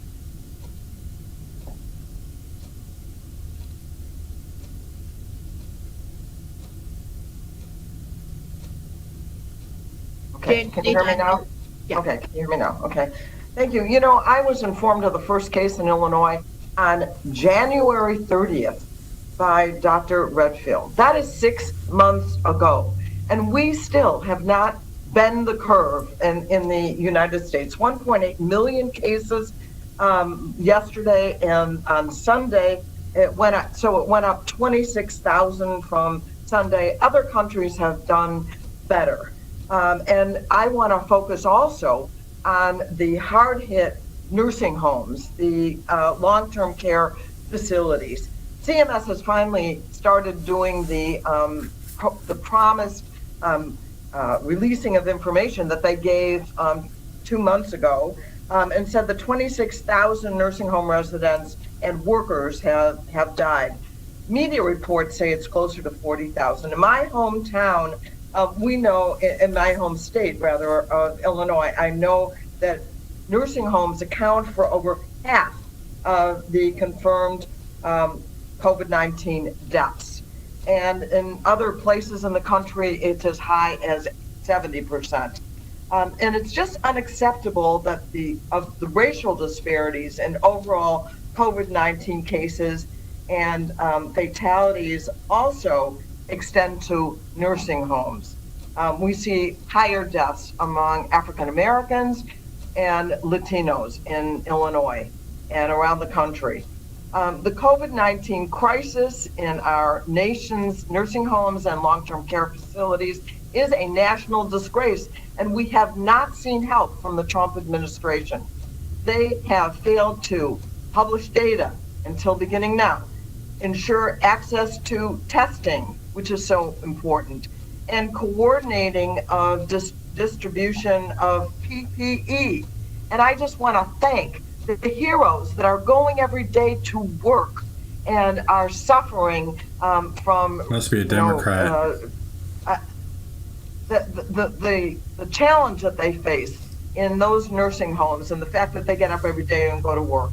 And I've been in constant contact with my governor, J.B. Pritzker, who's doing his best. So Governor Polis and Governor Whitmer, what I'd really like to ask you, how have you been keeping long-term care residents and workers safe? You mentioned some of those things in the last question, and I thank Greg Walden for raising the issue. And what do you need from the federal government? It seems to me that that is an important role for them to play. I could get answers from Governor Whitmer and for our good friend, Governor Polis. Sure. Well, thank you, Congresswoman, and I appreciate your passion around this issue. I know that this is something that as a nation we're grappling with. How do we do a better job keeping people in our congregate care, especially people who we know are uniquely susceptible to COVID-19.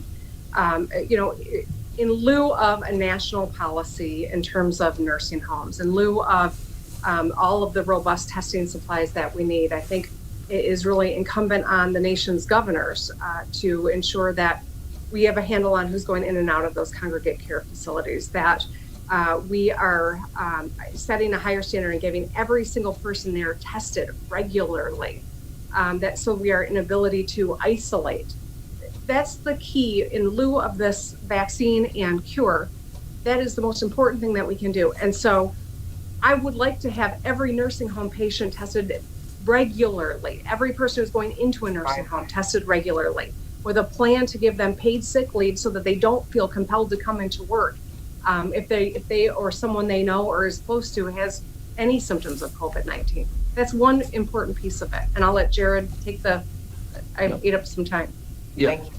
Thank you, Congresswoman Chakowski. About 2/3 of our outbreaks in Colorado have been at congregate care settings for the elderly, and that's within some variation that's similar to where many other states are.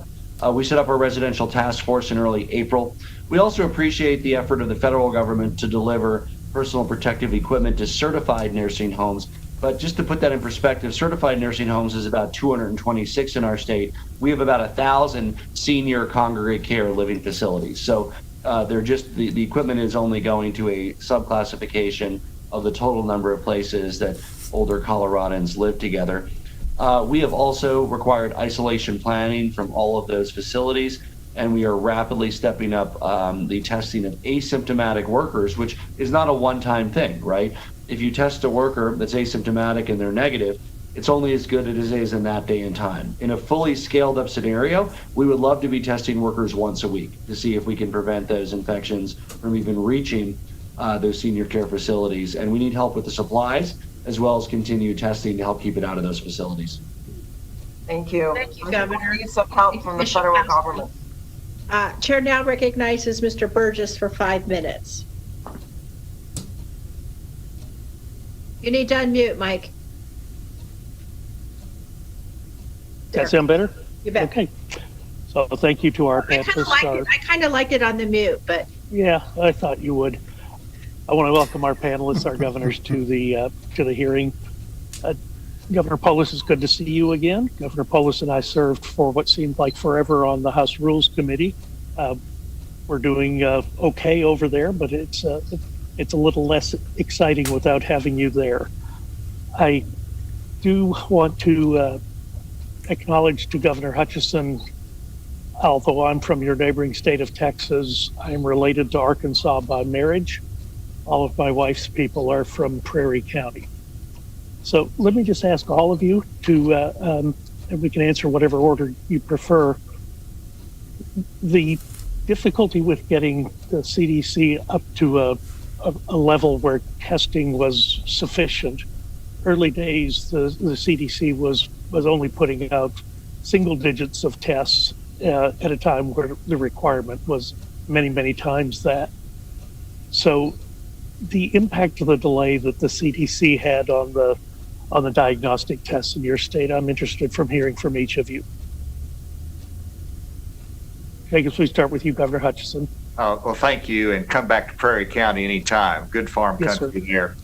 In terms of, first of all, there's been a lot said about the role of the federal government. I think every governor recognizes that early on in this, the supply chain was weak, but it's gotten stronger and stronger. And today, within 90 days, our nation has actually ramped up its reagents production, the supply chain for testing, and I have confidence in that supply chain that has been built up both in the private sector and through CDC.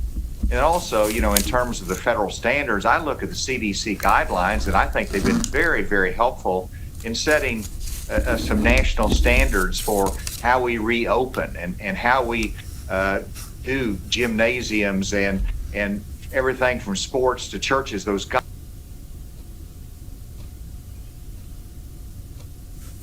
To me, state flexibility is all about.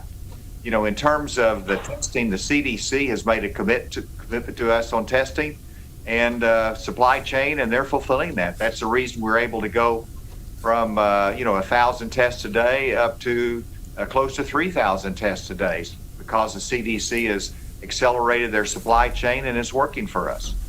Very well. Governor Polis? I think that the supply chains are in a better place than they were, but the CDC in the early days, we did not count on them. Ultimately, they validated some tests perhaps. We reported, as I think most states did, the presumed positives, meaning we validated them in our state lab, and the number coming from CDC was so ridiculously low. So once we had a test validated, and we still report our state validated tests. I don't know how far behind CDC is in validating. I don't know what their numbers are, because honestly, we don't even use them or track them anymore. Our state lab and the private lab partners are the ones that provide the daily information on exactly where we are with the virus. Sure. Governor Whitmer? Thank you. And I agree with the sentiments of my colleagues here. I would just add that, the supply chain crosses state and national borders. And regardless of some of the hiccups at the CDC and some of the wasted time early on, Michigan's brought on nearly 70 in-state laboratories, numerous of high throughput systems. We just cannot be fully utilizing what we've created here without a consistent, reliable, abundant source of supplies. And I think that's the frustration that I have, and I'm confident many governors on both sides of the aisle have as well. Testing is crucial to our ability to know how fast COVID-19 is in our states, to assess if there is a second wave and how we bring that from becoming exponential growth. And So that's, I think, we're going to run out of time. Can I just ask each of you quickly how you're modernizing your state's public health labs? And Governor Whitmer, we can stay with you. Sure. We have ramped up dramatically. We built our own lab early days because we didn't want to send results to the CDC and wait for them to come back. So we've made incredible strides on that front. Governor Polis? Yeah, I'm very proud of our state lab. They scaled up to be able to process up to 8,000 tests a day from just 200. I think state labs are very much where it's at. A lot of them have risen to the occasion. They're an appropriate way for national coordination, local administration at state labs across the country. And Governor Hutchinson? Well, the same here, and the CARES Act funding has helped a great deal as well to beef up the infrastructure of our state lab, and we're not only increasing our testing, but also building a capacity for antibody testing that we'll need very much in the fall as we look to continuing to live and function in this environment. Thank you. I yield back, Chairman. Gentlemen, Chair now recognizes Congressman Kennedy for 5 minutes. Madam Chair, thank you. And to our governors, thank you very much for being here. Good to see you again, Governor Polis, Governor Whitmer. Pleasure to have you here, Governor Hutchinson. Numerous experts, including former CDC Director Tom Frieden, former FDA Commissioner Scott Gottlieb, and former CMS Acting Director Andy Slavitt, have all stated that robust and increased contact tracing capacity throughout the country will be essential to containing COVID-19 and ensuring that communities can safely resume a pre-pandemic life. Some states, such as mine here in Massachusetts, were early leaders on that front, launching a new collaboration with Partners in Health in early April to establish a virtual call center of roughly 1,000 contact tracers. But according to experts, the nation will need as many as 180,000 contact tracers to effectively stem the tide of this virus. Clearly, we obviously have a long way to go and investments to make to build this critical workforce. So fortunately, Chairman Pallone, as he said in the HEROES Act, would provide resources to help support this workforce and expand contact tracing efforts on the ground. Governor Polis, I wanted to start with you. Many experts point to robust contact tracing capacity as important for our containment efforts, as I said. Do you believe that continued increase in contact tracing capacity and building contact tracing workforce, both in Colorado and across the nation, is a critical component to your response? Absolutely. A test is only as good as how we can better isolate the individual and those who come into contact with the individual. There's no proven effective clinical treatment for coronavirus. And frankly, what most doctors will tell somebody who tests positive is you go home and get better. If you need hospitalization, don't hesitate to be hospitalized. So really, the benefit from testing, because we're of course encouraging people to self-isolate who are sick, is twofold. Of course, identifying asymptomatic cases that are positive, and then of course tracing who came in contact with somebody who was contagious at a certain period of time, so that we can have targeted isolations and quarantines. So certain people, or perhaps people who work in a common workplace, are isolated for 14 days, rather than these society-wide quarantines and isolations, which are devastating for our economy, as well as our psychological health and our society. So that's really the goal with increased tracking and tracing. And Governor, what obstacles are you confronting in trying to staff up the necessary personnel that's needed to do this? I would say two. There's certainly, we know how to do it. There's really two. One is time, meaning it's not something that you can turn on. You have to train people. You have to get them up to speed. We wish that we could have had this a month ago, right? But we are working very hard. We've doubled the number of epidemiologists in our state. The second is money, right? And some of that was in the CARES Act. Some of that is in the HEROES Act. But absolutely, especially given the enormous devastating cuts to state budgets, if we're serious about increasing tracking and tracing, there'll need to be a federal role in partnering with states to do that. And so, Governor Hutchinson, you had stated in your testimony to the testing advisory group that you formed in mid-April that there were 4 recommendations, including expanding contact tracing. What challenges have you faced in trying to ramp up those capacities, and what else do you need? Well, thank you, and Governor Baker and the team there in Massachusetts has done a very good job setting a good example for the nation. But in terms of the challenges, there's many. It is the training. It takes a little bit of a unique personality to be able to call somebody up and start asking questions about who you've been in contact with over the last few days, and give us that information. Oh, by the way, you need to quarantine and isolate yourself, and we're going to check with you every day. That takes some training to be able to handle those calls because it's a very sensitive area and it's very critical. And I think as time goes on, you're going to get more resistance to that, because if we have 250 cases, that could mean close to 1,000 people are going to have to isolate or quarantine once you do your contact tracing. And that is a huge hit on people's lives. And they're going to have some pushback as we go through this, but it's absolutely essential to do it. So it is the training. Obviously, we're utilizing some CARES Act funding to beef that up, getting the right people, and we're looking at some private contracts to help us, because when we get an immunization for this, we're probably going to have to scale back quickly, and we're going to be beefing up for thousands of workers and a contract might be a useful tool to use. Thank you, Governor. And real quick, Governor Whitmer, only about 30 seconds left. Curious from your perspective here, and again, there's very heavy urban parts of your state, there's rural parts of your state. Have you seen a difference in terms of engagement there, urban, rural, with regards to contact tracing? What can we do to support you? Sure. What I would just add to what they have said in the last 10 seconds here is to acknowledge we have to get people to answer the phone. Our ability to test and isolate and trace is dependent on people feeling comfortable to share information and to be honest, but not that there's a penalty with being honest. And so paid sick leave would be a helpful thing on top of a robust campaign federally to get people tested and to get them to answer the phone when we start the tracing. Appreciate that. Thank you. Thank you all. Goodbye. Thank you. Chair now recognizes Congressman McKinley for 5 minutes. Thank you, Madam Chairman. Governor Whitmer, I'm going to direct my questions all to you, and I get 3 questions, and then you can answer those in a follow-up after that. Governor Whitmer, you have been openly critical in the media of the Trump administration's response to the pandemic. With all due respect, let's take a hard look at some of the actions that the Trump administration and CDC have accomplished in chronological order. On January 7th, they established a coronavirus incident management system. On January 17th, they began implementing screening at 3 U.S. airports.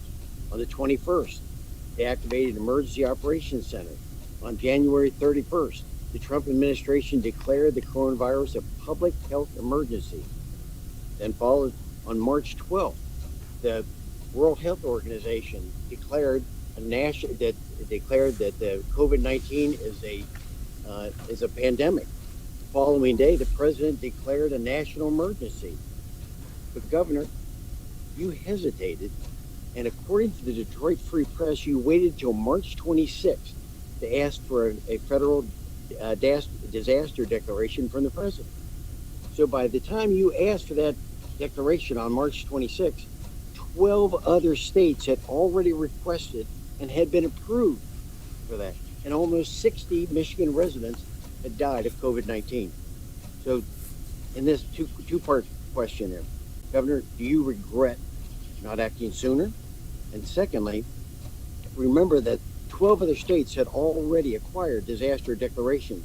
Do you think Michigan should have been put in the front of the line and ahead of these other states relative to the federal stockpile, the SNS?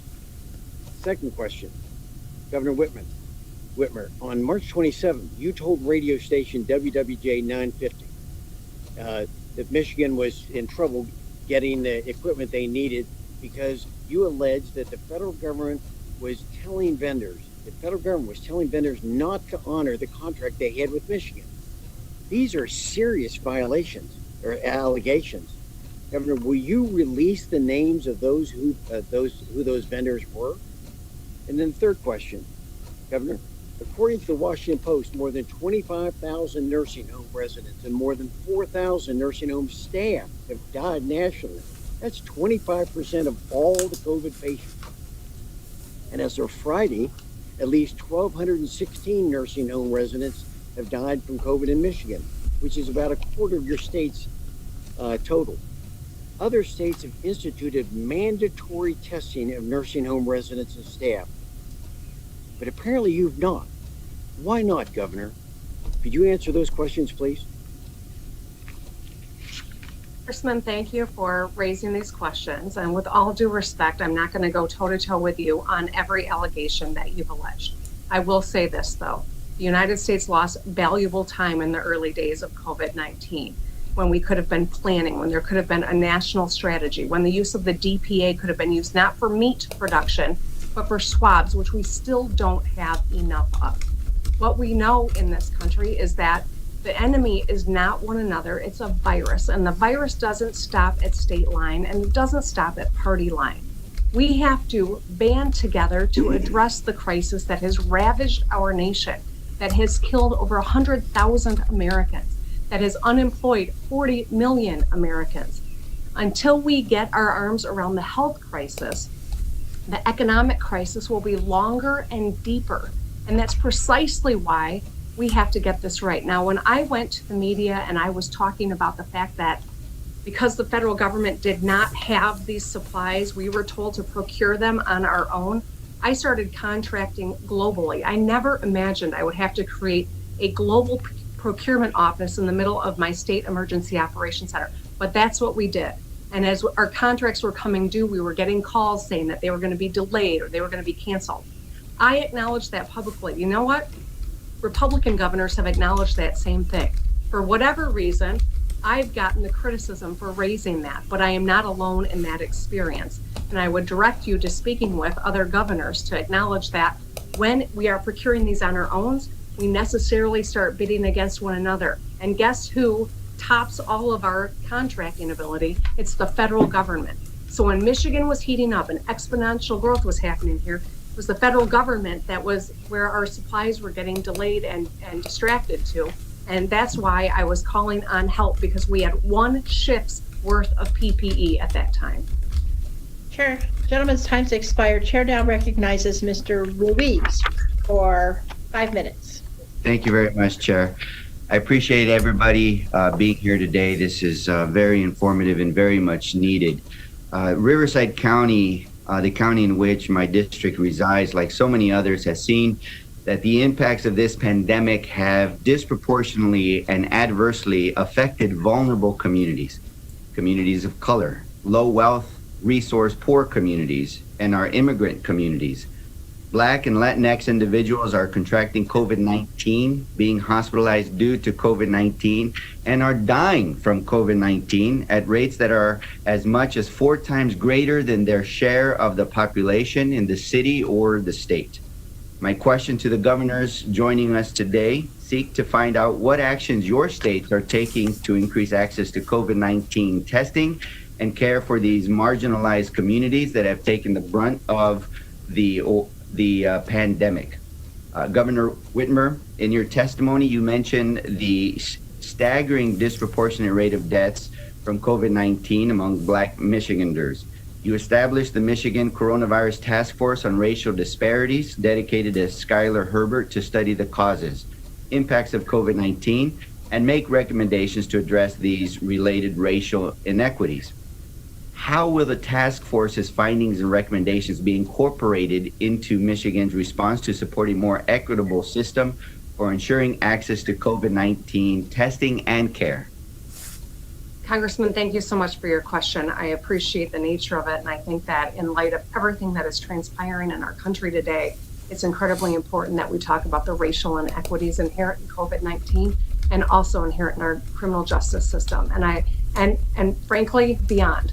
That's precisely why I asked the Lieutenant Governor to chair this task force so that we can get our best minds around the table to understand how do we improve outcomes in the health realm for people, but also taking the lessons from this and using them to drive the policy agenda that we're going to pursue as well. There's no question that COVID-19 has amplified pre-existing social inequities that are tied to race, class, and access to our healthcare system. But we also know that communities of color, frankly, are frequently the ones that are unable to have the financial luxury to work from home, to stay on the front lines during a pandemic. Don't have the kind of money to go and buy 3 weeks worth of groceries, necessitating more infrequent trips. They don't have access to neighborhoods that might be in, safe environmentally. And so these are all aspects to the lesson that we're seeing. What exactly will the state do to remedy some of these? So we know that there's not an overnight solution, but we have gotten the process started, and it includes your colleague, Congresswoman Brenda Lawrence, as a part of this effort, because it's important that all of these lessons are taken not just in this moment, but to drive an agenda that mends and heals this experience. Governor Polis, communities of color in Colorado have also experienced higher rates of COVID-19 related death than their white neighbors. In your testimony, you mentioned that Colorado's public health response is focused on protecting the most vulnerable communities in your state. How does Colorado plan to increase access to testing and care for these communities of color and all their vulnerable populations, including by making sure it is affordable? And where do you believe the federal government could be doing a better job in helping your state and others address these disproportionate impacts and systemic inequities? And also, Governor Polis, I just want to say we miss you on the Congressional Democratic baseball team. Well, we miss you too, Doctor. First of all, we have over 45 free community testing sites across our state. It's quick, it's easy, it's free. We've made clear in our English and Spanish communications that no one asks about citizenship or status. It's available for everybody. We have widely marketed materials in English and Spanish, and we have limited translation of materials into a number of other languages. I talked to a group of Somalis folks the other day, and we have some of the documents that are translated into Somali. But the clear message is it's free, it's easy, it's quick to get tested at any of the over 45 free community testing sites. In addition, we formed a task force on healthcare disparities and are really working closely with Latino and Black communities to really identify some of the systemic issues that led to the different impact of COVID-19, as well as within this crisis address how we can get better testing and care out to minority communities.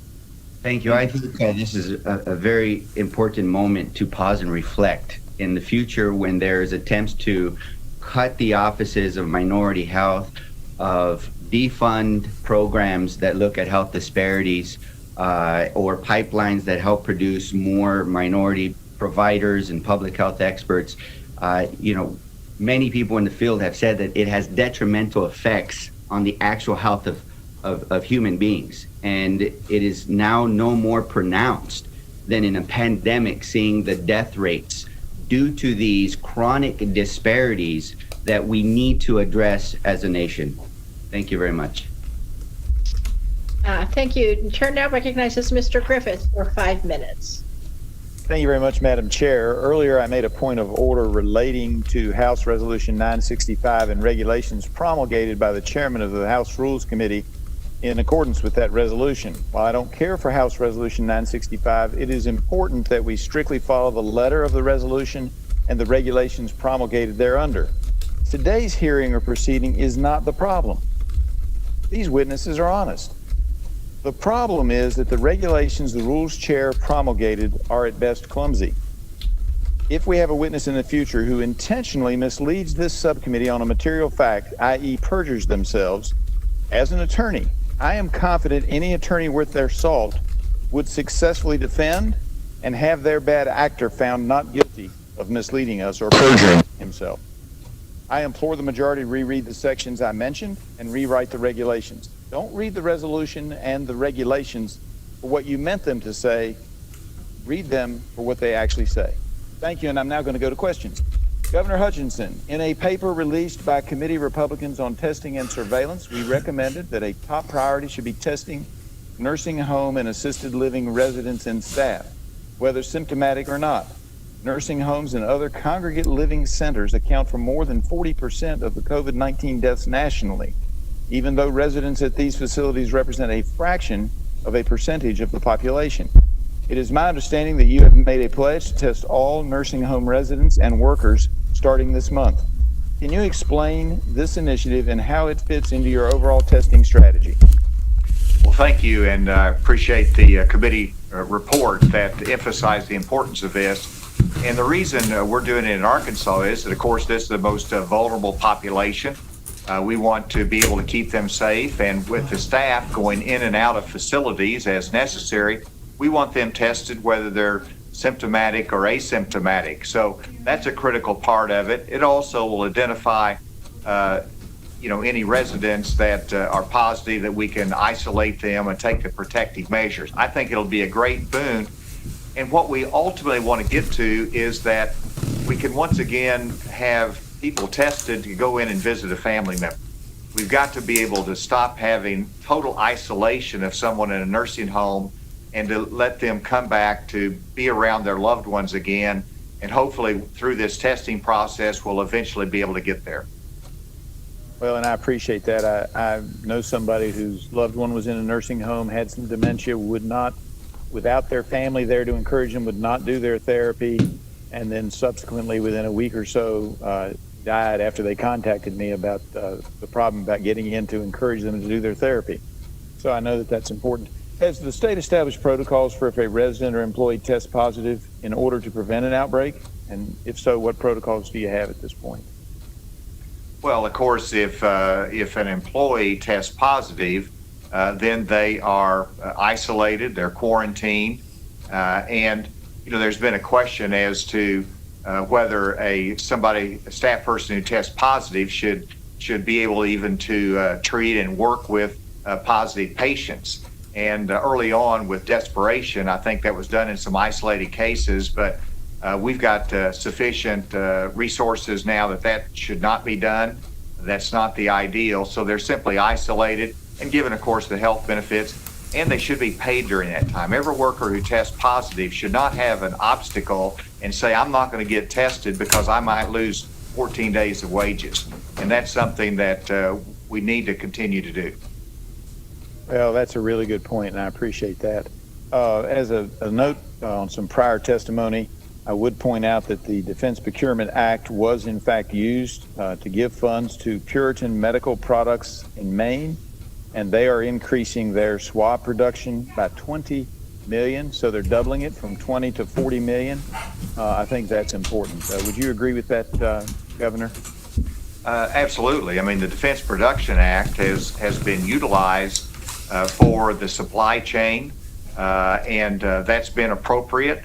And it's been quietly influenced by the federal government as well as to where the hotspots are, where the priorities are. And I would say that their use of the Defense Production Act in terms of the supply chain for food, for poultry, for meat, that is essential. We cannot go to our grocery stores in this environment, in this America, and not have sufficient food for people who need that nourishment. And so the supply chain, I'm glad that the president invoked it for that purpose. And I agree and yield back. I thank the gentleman. Chair now recognizes Ms. Custer for 5 minutes.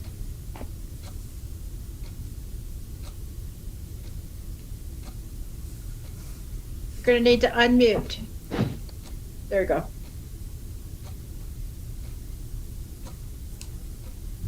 Excuse me, we'll get the hang of it. I'm trying to do two things at once with my testimony. My apology. Thank you so much for being with us. I want to thank you. This is not a partisan issue. We have a federal delegation here, Democratic delegation in New Hampshire, and a Republican governor, and we have struggled with all of the issues that you've talked about with PPE and with testing and with supplies. I want to move to the next step, which is moving forward about an even more dangerous second wave of COVID-19, along with the flu next fall or winter. CDC Director Dr. Redfield has cautioned that a second wave of COVID-19 could be even more dangerous. Given the burdens that COVID-19 placed on the nation's public health and healthcare system, it's my belief that we have a very brief window to learn from our past missteps that you all have outlined regarding supplies and testing and PPE and prepare for this second wave. And I wanted to say, not just with regard to additional testing and care demands on our providers, but also the vaccinations that we are going to need across our country. Governor Whitmer, I'd love to ask you, in light of the COVID-19 testing challenges your state has faced, what solutions can be applied in preparation for a potential second wave of the virus to ensure that your progress is not undone? Congresswoman, thank you for the question. I think that it's an important one. I know that while we've been through a tremendously difficult couple of months, second wave would be even more devastating. And that's precisely why it's so important we get this right as we think about re-engagement. It's also why I'm working with some of the best experts and epidemiologists in the country to inform every step of the way. Also working with a bipartisan group of Midwestern governors to share information about how we're phasing in our economies. We've got to avoid a second wave at all costs, and ensuring that there is robust access and utilization of a flu vaccine and that people aren't putting off other vaccines that they are due for is all a critical component to us being as strong as we can going into the fall. And it's also why things can't just flip a switch and return to normal. We have to turn a dial and incrementally re-engage, knowing that until we have a vaccine that is widely available, we got to wear masks and socially distance and be really smart. But I think all of these pieces are why it's so critical we make a data-driven, fact-based approach and listen to the science and build up our stores of testing and our ability to trace and isolate. Well, I appreciate that, and particularly your comments about a lack of a national strategy for testing. We definitely need a national strategy. I will not go around in a mask. For vaccination, and we had some troubling testimony from Dr. Rick Bright in our committee about the lack of national strategy and planning and preparedness. I want to ask you, Governor Polis, as the public health workforce and healthcare providers focus on vaccination going forward, I want to understand if you have lessons learned in your state, and particularly I'm concerned about the equitable distribution of vaccines once it's approved, and particularly in lower income communities, rural communities, and most especially given the events of this week in communities of color, who we know have been disproportionately impacted by COVID-19 with a much higher rate of death. And how can we be certain that the vaccine, when it becomes available, will be available in an equitable way in communities of color and also rural communities in your state and across the country? And first, for the vaccines we have, namely the flu vaccine, we're doing a major effort heading into late summer and fall to increase our flu vaccine rates, because the last thing we want is a resurgence in COVID patients coupled with a worse than average flu season that would only contribute to overwhelming our hospitals. What's also important here is that we look at prioritizing those who are most at risk from COVID-19 for vaccination when we have a vaccine. The CDC has current guidelines for who is at risk. It's 65 and up, and it's a number of other criteria that they use. In our state, we added one, pregnant women, because we don't yet know enough, and out of precaution, we wanted to add pregnant women to the CDC list. As that list is finalized, optimized, and approved, that should be the list for who gets vaccinated first, those who have a much higher hospitalization rate and morbidity rate from COVID-19, regardless of their economic circumstances. The virus does not discriminate. It's based on the attributes, the age, and the other pre-existing conditions that people have. Thank you. I think the General Chair now recognizes Congresswoman Brooks for 5 minutes. Thank you all so very much for being here and for your leadership. I want to build on a little bit talking about a second wave and the confluence of potentially of opening schools. Schools obviously had to close this year due to the virus, and while so many students transitioned to online learning, we know that the importance of reopening schools and getting kids back into schools has to do with, making sure they're adequately fed, making sure that teachers can report child abuse situations, having the opportunity to interact with their classmates. Can you talk about, I'll start with you, Governor Hutchinson, can you talk about your plans to reopen schools, especially with the concern about a potential second wave? And I'd like to hear about each of your plans for the reopening, the use of testing, and what your state's game plan is. Governor Hutchinson? Well, thank you, Congresswoman, and a perfect question, because as you point out, for many, the school environment is the safest environment for a child. And we're really missing something when we don't have the in-classroom instruction. And so we're very committed to opening school next fall for those reasons, as well as that's the best educational tool.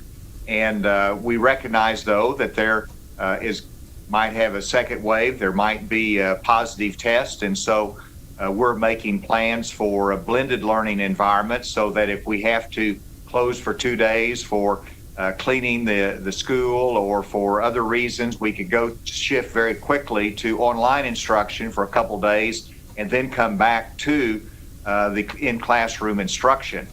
We're preparing that right now, but we're very committed to having school next year. And then in terms of the testing side, and by the way, I am the teachers, you know, some of those are going to be vulnerable populations, and they're going to be a little bit worried about this. We still got to sort through to make sure the teachers have the support that they need in that environment. But we're going to have school. Testing is a big part of that, and quick response testing, tracing that, and we're gonna have it though because it's so critical. Thank you so much, Governor Polis. Anything different that you and your state are doing? As you know, my son is taught in Colorado. Yeah, and we appreciate his work here. You know, I expect that schools will largely be back in the fall. And I use the word largely because it's certainly possible that there will be particular communities, particular neighborhoods where there are outbreaks and there might be temporary measures or some students might need to start online.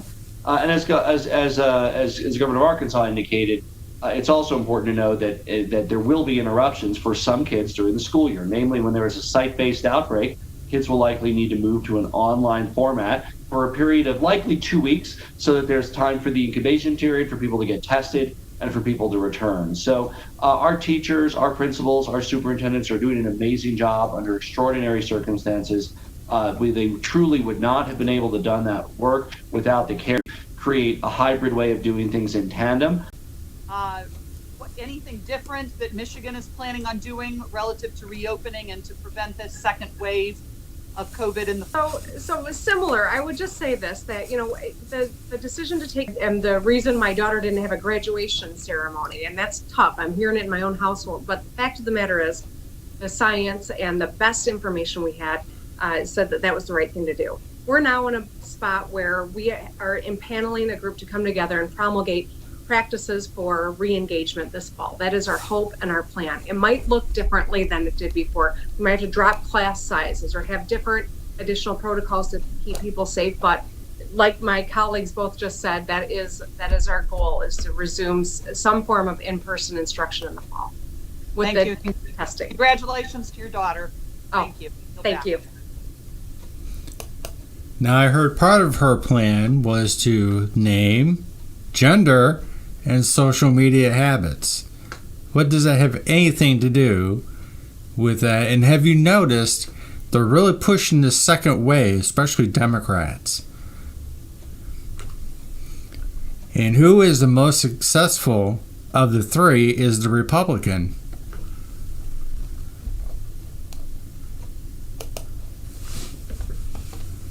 Thank you. Next, I'll recognize Congresswoman Castor for 5 minutes. Congresswoman? Yeah, thanks, Chair DeGette, and thanks to the governors for joining us today. I want to ask a few questions about transparency in the testing plans and in the data reporting. I think that we all understand the key to safely reopening schools and our businesses is going to be that widespread rapid testing with a diligent focus on vulnerable neighbors, like in skilled nursing centers. After the administration kind of failed to play that coordinating role early on with testing supplies, the Congress passed bipartisan direction, spearheaded by a lot of folks on this committee, to direct HHS and the administration to do a better job in developing that national testing strategy in partnership with states and local communities. In the new law, it requires states to report a testing plan back to HHS. It provides resources to states to help with that.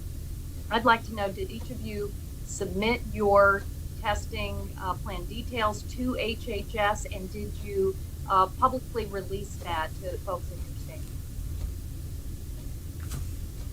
I can start. The answer is yes. We have coordinated our testing plan. We have submitted our testing plan.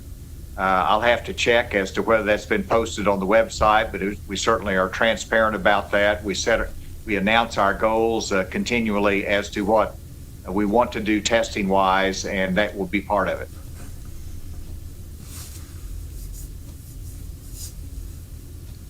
Governor Polis?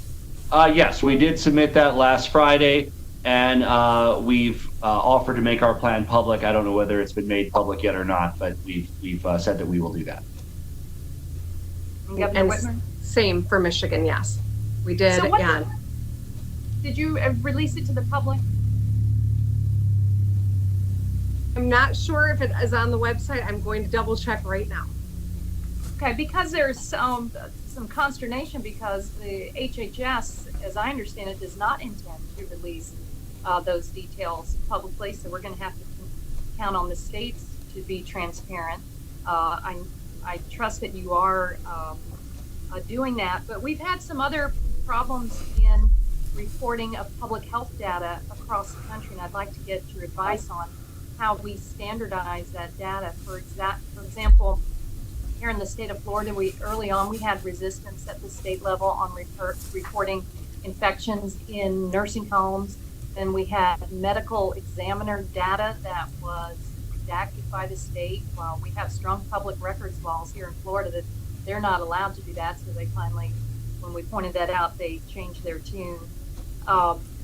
And just last week, there was a story in Politico. They ran an article that highlighted the fact that bad state data hides the coronavirus threat as Trump pushes reopening. They quoted a public health expert from Columbia University that really sums it all up. All these stories about undercounts, overcounts, miscounts are undermining our ability to deal with the pandemic. The country, he says, is confronting an unheard of level of chaos in the data, the protocols, and the information. Would you share with me how any challenges you've had in the reporting of data, and what do you need from Congress to boost the collection and reporting of data, and working with us to make sure it's standardized from state to state so we have a true picture and are able to make informed decisions? Well, I'll jump in. I absolutely support that goal. I think that there's frustration that the general public and that governors have alike, as well as members of Congress, is at making sure that we've got good, accurate, real-time data. The data just simply around testing right now is very confusing because some states include serology tests, while others, like Michigan, are only doing the COVID-19 diagnostic testing in our data. That's just one of a plethora of examples of how it's different across the nation. An additional challenge is, of course, we've got local public health departments. So I've had to issue a number of executive orders requiring that hospitals and those local departments are in real-time sharing data with the state. And it is a challenge, but I think direction and articulation from the federal government, along with additional support to ensure that we can get this done, would go a long ways toward really assessing where we are as a country and where we want to be. Yeah, I certainly agree with that. You can look at our extensive reporting at covid19.colorado.gov. I think all the states, certainly I speak for Colorado, I was very disappointed initially with the level of data that I had as governor. We now have a lot more data on racial disparities, data on who died of COVID versus just who had COVID and also died as a comorbidity. We have data on who gets released from hospitals. These are all areas that we lacked initially that we have now, but we did it on our own, and I think the other governors did it on their own, and I don't think there's the kind of standardization that we might like to compare apples to apples across the states on all the data. And I agree with that as well. Hospitalization is a good example, that those are electronically reported in Arkansas, but I don't know that that is the same nationally. And then the other challenge is in the commercial labs. The commercial labs, of course, we get delayed data. It could be 2 days. It could be however long it takes them to get the test results back. And then sometimes we only get if it's a positive test back, and we don't get all the negative information. So that transfer of information to our public health system is too slow and not sufficient data. Thank you. Thank the gentlelady. Chair now recognizes Mr. Duncan for 5 minutes. Thank you, Madam Chair, and I would like to yield my time to Tim Wahlberg from Michigan. Gentleman's recognized. I thank the chairman. I thank Representative Duncan for yielding me some time. Let me go back to Governor Hutchison and It's good to see you here. Thank you. The in-laws that retired down Mountain Home, and I spent a lot of time on the White River trout fishing. Sure enjoy that state. Let me just ask this question as a governor, and I could ask it to the other two as well. Why should the federal government be responsible for funding the actions of the state which are specifically not delegated to the federal government? Well, thank you, Congressman, and come back and fish the White River anytime. In terms of the division of authority between the federal government and the states, I think it's been a fair balance. I mean, we can all complain it got a little slow early on, but my goodness, in 90 days, we ramped up the supply chain for one of the most massive investments in production on healthcare supplies that we've seen in history. And but in terms of the funding side of it, I like the flexibility that's been given to the states. It's been federal support with state flexibility, federal guidelines where the state can manage it. And I like that. I like the fact that we've had that flexibility. I think if you look at all the trend lines in the states, for the pandemic, every one of those is different. You don't see it mirrored. Even within the state, you see different trend lines in different regions. We have to be able to have that flexibility. Governor Polis, good to see you again. Yeah, thank you. I think the reality is that when there's an emergency, we all rise to the occasion. And whether it's an emergency like Hurricane Katrina, whether it's fires in California, Colorado send many crews, we rally together. I think the unique nature of this emergency is we're in a state of emergency for the first time in our history, is my understanding, in all 50 states in the nation and the territories. So it's an unprecedented need for collaboration between the federal governments and our state governments. But in a sense, it's no different than how we've always come together as a nation around national crises and emergencies. Governor Whitmer, turn your mic. Thank you, Congressman. I would concur with what my colleague said. I would just recognize that the incredible challenges that states are confronting right now are real, and it's universal. We in Michigan have about a $3 billion hole in the current year budget. It's bigger in next year's budget. And as we look to where the bulk of state budgets are, we know that it's in public health, public safety, and public education, all of which are incredibly important in a global pandemic. And so I think that's why it's so. I'd rather be on. I think that's why it's so important that we work together. Could go and see somebody else Span. Everybody needs to mute except the people talking. I can get 3 seconds back there. Governor Whitmer, how much federal stimulus money Michigan has received so far has your administration spent? A great question, Congressman. I know I've got the answer right here. So at this juncture, I first want to reiterate how grateful we are for the support that we have gotten. With some of the federal funding that's coming to Michigan, we've spent, a total, if you just look at provider relief funds, $900 million for hospitals, $326 million for rural health care providers, $1.2 billion for disaster loans. Total loans approved are 16,000 of them.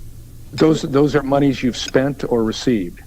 These are monies that have been made available to Michigan businesses, hospitals, and via congressional relief legislation. See, I guess the question I have of the $3.2 billion that I've seen that Michigan has received, quite a bit of that hasn't been spent yet, and I'm wondering why they haven't. Congressman, you know what? I'm happy to follow up with you and give you a full accounting for each of the expenditures that we've made on behalf of the people of Michigan. She's also wanted to raise our taxes. So you've got that. Thank you. I'll look forward to that. Happy to. I'll yield back. I thank the gentleman. Chair now will recognize Congressman Tonko for 5 minutes.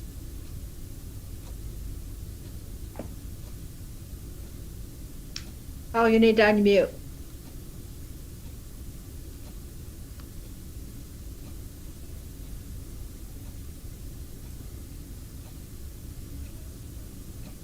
We still don't hear you. Oh, Can you hear me now? yeah, thank you. Okay. Hey, thank you, Chair, and Ranking Member, for what is a very, very important topic, and thank you for all the information that people have exchanged. Since the onset of the COVID-19 outbreak, states have faced immense challenges in obtaining testing supplies and other critical medical equipment, such as swabs, masks, gowns, and gloves. The Trump administration has left states to battle each other for scarce supplies on the private market rather than leading a centralized national effort. As a result, states have been forced to outbid each other for medical equipment while scrambling to find new suppliers. This has led to higher prices, costly delays, inefficient allocations, and widespread confusion. And so, Governor Polis, it's good to see you. And can you describe the challenges Colorado has faced in competing against other states for critical medical supplies? Yeah, we have to compete against global demand for personal protective equipment, also for testing. And I think it's to be expected that we compete against other nations. What the surprise element is here is we're competing against other states and sometimes even our own federal government. So I think as a nation, all 50 states in our territories really need to be able to coordinate in a more effective way. Local distribution, local autonomy, but coordination with regard to acquisition so that we're not costing one another more by bidding up prices in competition with one another. And are there other things that the federal government could better support in regard to state efforts to procure medical supplies and ensure that some of these mistakes aren't repeated? Yeah, I think that we should have a lot of learning from this and really make sure that we have a way where there is a transparent way of distributing protective equipment to the states and a collective way where we can know what we're getting, when we're going to get it, and coordinating the purchasing with the advantages of the scale at the federal level and the advantages of us not bidding against one another to ultimately get a worse deal for taxpayers than we would get if we simply coordinated. Thank you. And Governor Whitmer, welcome. Your testimony also identified hurdles your state has faced in obtaining medical supplies. And I'll quote from your testimony: the lack of centralized coordination at the federal level created a counterproductive competition between states and the federal government to secure limited supplies, driving up prices and exacerbating existing shortages. So, Governor. For the viewers in D Live, I won't deal with racist or stuff like that in chat. You know, you can post funny ones, but nothing of that nature. Thank you. Is the lack of a centralized federal coordination effort still limiting Michigan's ability to reliably secure medical supplies today? Yes, and I'll just talk about one very simple piece of a test, which is a swab. Swabs are absolutely essential to conduct the test. Right now in Michigan, we have the capacity to do about 25,000 tests a day, but we've never come close to hitting that capacity because we need this item.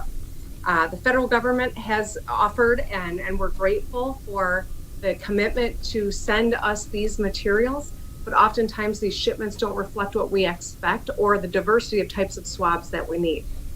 I talk about swabs so much, I never thought that I would be focused on something such a simple implement, and yet each of these different COVID tests can use different types of swabs. And so when we expect 180,000 swabs of diverse swabs, and we get 180,000 foam swabs, we're grateful for the foam swabs, but it means we can't do those tests that require the other types of swabs. I've talked to my counterparts, some of whom have literally gotten Q-tips, which are unusable in COVID-19 tests, and they were being counted as swabs. That's not been Michigan's experience, thankfully, and we're grateful for those swabs, but we need that kind of robust diversity in the implement so that we can live up to this opportunity to hit that 25,000 capacity. And so until there's a centralized procurement and allocation with real-time information about what's coming so that we can do our planning, it's going to be hard for us to hit those numbers that we all know are necessary to understanding how fast COVID-19 is so we can prevent the spread. Thank you so much, Governor. Look, it's obvious that states were essentially left to fend for themselves, fighting for limited medical supplies with little federal help. And I believe the Trump administration must provide leadership to ensure every state is able to secure the medical supplies it desperately needs, which is why I have consistently urged this administration to make robust use of the Defense Production Act. And as we move forward, the mistakes of these last 3 months simply cannot be repeated. And with that, Madam Chair, I yield back. I thank the gentleman. Chair now recognizes Congressman Sarbanes for 5 minutes. Thanks very much, Madam Chair. Can you hear me? Yes. Okay. Yes, we can. Thank you. Great. Well, I want to thank the governors on the call today. Thank you for the work that you're doing very much on the front line of this pandemic. My question is about antibody testing, because obviously it has a certain allure to it, this notion that people can discover whether they got the infection, have overcome it, and are now in a more robust, potentially immune position. So it's a very appealing concept, but the Centers for Disease Control and I think a lot of others in the public health arena are being very cautious about the wide deployment of it and reliance on it. But it must be something that's getting discussion on your teams as governors, and you must be looking at it and trying to figure out, is there an appropriate role? At what point will you feel that the antibody testing that's available has reached a level of reliance that you want to make it part of your strategy if you've not done that already? As we head into the reopening, there's certainly a role to be played by antibody testing if that can be done again responsibly. So I just would love to get your take, because I know there's some nervousness, and appropriately so, about it. And I also know, frankly, that it's getting deployed in a very uneven fashion, not just from official sources, but medical folks out there who have access to some of these tests and are providing them. So if you could speak to that, maybe we'll start with Governor Whitmer and go to Governor Polis and then Governor Hutchinson. Sure, I appreciate the question. I think it's really important. Serology testing is going to be an incredible long-term asset. Right now, we've got a number of academic partners here in Michigan that are working to develop serology studies so that we can assess the prevalence of COVID-19 in the state. Given the capabilities and the current limitations of testing at this point, our experts are telling us it's most appropriate toward identifying individuals who had a COVID-19 infection at some point and giving them the test so that we can really study the efficacy of serology. But we believe that this is going to be a critical component of a long-term strategy. And we're hopeful that as these tests improve in their efficacy, that we can deploy them widely. Thank you. Governor Polis. Yeah, and to be clear, the priority now for testing is who is contagious now, who has active viral count now and might be contagious, and how do we isolate them. The serology has significant medium and long-term benefits, but the biggest ones depend on the emerging scientific body of knowledge around what degree of protection antibodies provide and how long they provide that protection for. There does seem to be general scientific consensus that there is additional protection that is conferred by antibodies, but the big unknown, and it makes a major difference in terms of the impact of who's had and who hasn't, is it 70% protection? Is it 99% protection? Does it last 3 months? Does it last 6 months? These are the unknown factors that we expect science to answer in the coming weeks and months. But in the meantime, that limits the impact of knowing whether people have had it or not. The second factor that we've had problems you're probably aware with is there are a number of low quality, high error rate serological testing that are out there in the marketplace. I think that the marketplace is beginning to sort itself out. The higher quality validated methods of antibody testing are now being used, but there's still some dicey results out there from unreliable tests. Governor Hutchinson, I'm going to give you a chance to love denouncing tests. Well, I agree with what the comments of my fellow governors. we've taken the approach that this is critical probably for the fall. We're already starting to invest in that through our University of Arkansas Medical Sciences to develop an antibody test. But we believe that the scientific body of knowledge will improve. We think the cost will go down. And so we want to wait for the right time to have the right technology and the best science before we really go full blown with that. So it's a part of the future, but it's not the short-term future. Right now, we're concentrating on the COVID test. Well, I appreciate that, and I think we're all right to be somewhat cautious about this. It does have great promise for our strategy in response to the pandemic. I think the emphasis rightly remains on the diagnostic test and making sure that that's as widely available and supported as possible, with all of the different means and supplies that need to go with that effort. So I appreciate the testimony you've all given with respect to the need for the diagnostics, and we'll continue to obviously emphasize that as well. And with that, I yield back. I thank the gentleman. Chair now recognizes Congressman Peters for 5 minutes. Thank you, Madam Chair, and thanks to all the witnesses, the governors, for being here. I wanted to start with Governor Hutchinson. Your testimony highlighted how your state has successfully used federal funds from the CARES Act to provide $147 million to Arkansas businesses to invest in equipment and supplies needed to reopen safely. I wanted to ask you, because you've been in Congress before, so you've been both a governor and in Congress, and from the other side of the aisle, I would sort of ask you, you touched on this, but what do you think are the most effective ways for states to be collaborating with the federal government on state response? And what would you like to see more of from the federal government that you haven't seen? Well, thank you for the question. And I do think that when it comes to rolling out the vaccine that we all hope and pray we get before the end of the year or as soon as possible, that we do have some good national guidelines that will help us, and they're going to have to help guide the distribution of those vaccines.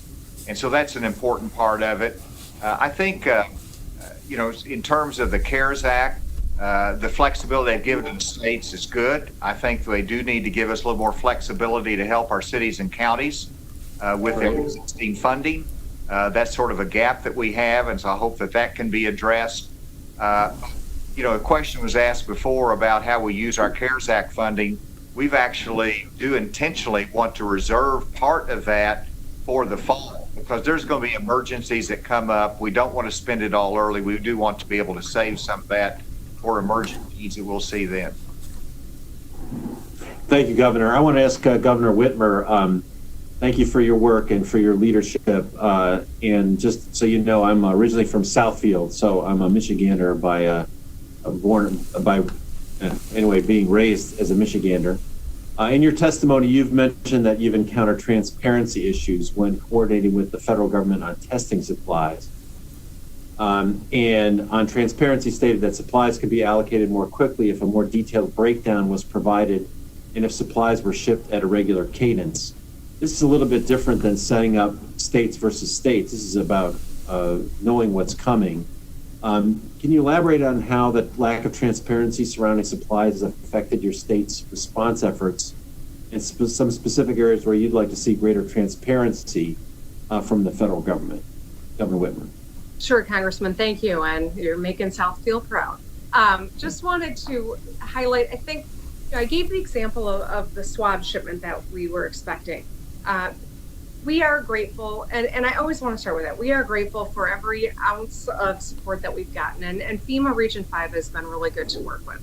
The issue, I think, that has made it hard for us to hit our goals is that when we are expecting shipments, they don't reflect what we are planning for. And so we find when they get here that it's very different, and so we have to rearrange the plan, which takes time. And undermines our ability to execute our plan. And so really it is about making sure that the shipments are coming fast and they're accurate in terms of what we're expecting, and that the cadence is, predictable. We wanted, for the month of May, we were promised a number of things, and 90% of it has come in. It hasn't come in at the right cadence, and what's come in has been a little different than what we expected. And so each of those makes it challenging for us to execute and to do all of these diagnostic testing that we so desperately need to do. And so that's what I'm referring to when I made those comments in my opening remarks. Well, I think a lot of us are frustrated that the stockpiling and domestic production hasn't been robust enough to deal with something like this, even though we heard years ago that we should expect this. But it seems very simple to be very clear about what's coming and what's not coming. That's a frustration for a lot of folks, that information doesn't cost anything, organization doesn't cost anything. We should be doing a better job at the federal level, and we certainly would ask that excuse me, from the administration. Governor Polis, I'm running out of time, but I just want to say thanks for your leadership. I've noticed how you've struggled with the pressures of reopening, but you've stuck to science and allowed your state to be flexible based on conditions across the state. We're seeing some of that in California as well, and we can talk more at length about the federal government's support of you in the future. But wish you all a lot of luck, and thank you for being here today. I yield back. I thank the gentleman. Governor Hutchison, we know that you have to leave us, and we really appreciate your presence today and your wise words. Do you have any final words for us, what we can do to help your state as a Congress going forward? First of all, thank you for your courtesies today. Thank you for the bipartisan way in which you're looking at this important national issue. In terms of the future, I would just urge everyone to look at the future and what we can do to get it right. There's going to be a time that we're going to have to rehash all of this and learn from it. But it's about being able to get ready for the fall and working together for it. So thank you very much for the opportunity today. Thank you, Governor. We look forward to continuing to work with you, too. We are now pleased to be joined by several members of the full committee who are not members of the Oversight and Investigations Subcommittee, and I'm happy to go to them. First, we're going to recognize Congressman Bill Arrakis, who's been waiting very patiently for 5 minutes. Congressman? Thank you. Thank you very much, Madam Chair. I appreciate it. I thank the ranking member and the governors. It's really incredible. They've taken all this time since 11 o'clock to be here. I have a question, and then I have some prepared questions for the two governors. With regard to the unemployment benefits, of course, the state, we have a set amount. Every state has a different set amount. And then we get the additional $600 from the federal government under the CARES program, as you know. But if I know we're having some trouble with our small businesses actually getting the employees, the former employees back who are on unemployment. And I know that the state actually controls this. There's a mechanism, a law on the books, so that the employer would request that the employee come back to work. And if they don't come back to work, I understand that they're not eligible for the employment benefits. Is that, and we can start with Governor Whitmer, is that being enforced in your particular state of Michigan? So, yes. So one of the things that we have done is to ensure that we've made use of all of the CARES Act dollars, the extra $600. We've been able to meet the needs of over 1.6 million workers in Michigan. Our historic unemployment is real. But I think one of the great things that we have available to us is the work share program. And it's one of the best programs that has been embraced in Michigan. We've been working with small business so that they can avail themselves of this. It's an opportunity to provide unemployment benefits to help make up for lost wages in the event that workers aren't back at full capacity. And so to meet that gap in pay. And it's been something that's really been a win-win for workers and for business and for the state, because we get fewer people on full unemployment. And so right now we've got over 700 businesses taking advantage of this. It's 50,000 employees who are benefiting. The business can retain their skilled workforce, and at a lesser level, but pay them as well as they were before. And so this is something that's really been a good tool. I know that there are more than 20 states that haven't done something like this, and that's a way that we can help get people back into the workforce as businesses are coming back online. Governor Polis? Yeah, I would just add that for people that are at risk, if they're 65 and up and in the workforce, or if they have a pre-existing condition, they should not necessarily yet return in many places to a job where they have interactions with the general public. And so we want to make provisions where they are able to, if UI is appropriate, or if they can be reassigned to a position that doesn't interface with the public, or they can telecommute. For those who have added risk, it's important that we make every possible accommodation. Okay, and I really appreciate the bill that was passed in the House in a bipartisan fashion to give the businesses the flexibility from 8 weeks to 24 weeks. But I think this is a problem, and we want to make sure that we protect the future employees as well, because the current law says that after July 31st, the unemployment runs out. So I just want to make sure that our states are enforcing the laws on the books to make sure if they're able employees and they can work, that they have to get back to work instead of collecting the unemployment benefits. All right, I have another question here for the governors.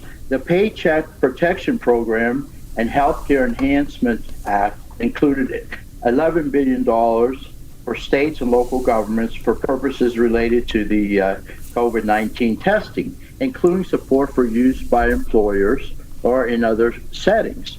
Are you planning to use any of the funds that your state receives under this provision to help employers with expenses related to the COVID-19 testing? So we'll start off with Governor Polis, since I can see you here. Well, so a lot of that is going to the critical COVID response, as was the intent of Congress. A lot of those costs are being borne by county health departments, by municipalities. Congress directly allocated money to the very largest of the municipalities. I think we only have one in our state, and a few counties that are very large.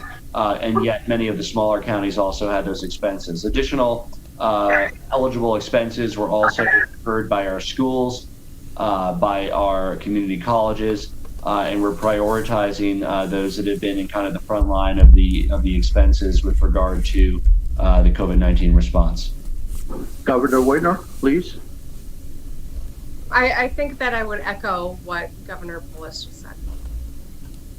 Thank you. Gentlemen's time's expired. Chair now recognizes Congresswoman Dingell. So there you have it. This all happened Monday, and it gives you a better idea of what they had to say. As I was saying, it seemed like the Democrats were just blowing smoke. They wanted to push more testing, more vaccine, more, oh my God, next winter it's going to be worse. But the gentleman who was a Republican was pretty much straight shooter. He goes, well, this is what it is, and we're all good. And he seemed to have his shit better organized than the other two. But our Governor Whitmer, doesn't really know squat what the hell she's doing. And she really doesn't. So, I hope you learned something, and we'll have to fact check a lot of this stuff from whoever, from what was the guy's name, from Colorado? I don't even know who the guy is, really. He looked like he was half asleep, kind of like droopy, So, I hope you all have a great night, and God bless our president. God bless our vice president, military, first responders, nurses, doctors, border patrol, and everybody in the United States. And let's get along. Let's put down this violence that is erupted. We must have justice for the people who have suffered at the hands of looters. They must be dealt with by the DOJ, which they are working on. And as I reported yesterday, somebody got 10 years in Grand Rapids for her destruction, and I hope the rest of them do too. So we all know who's behind it. It's Antifa, it's Black Lives Matter, the anarchists as usual. And I'm going to kind of leave it at that. I think there's something wrong with what I've especially heard this afternoon about Mr. Floyd's death, if you will. It was quite interesting stuff. Go to UK Neil. Look at his website. He had a great scope this afternoon. And coming up is Why Censored Kimmy. Please join her at 11:30 to 12 whenever she gets in on between that time. It's really fun. It's anything can happen. God knows what. So it's really a fun show. So please join her. Let me open the chest. And I know there's been a couple of stickers in there I deleted that I really did not want in my chat. So open the chest right now. And everybody have a great night, great weekend. I might be on tomorrow. I'm not sure. I'm going to see what I might be able to get together.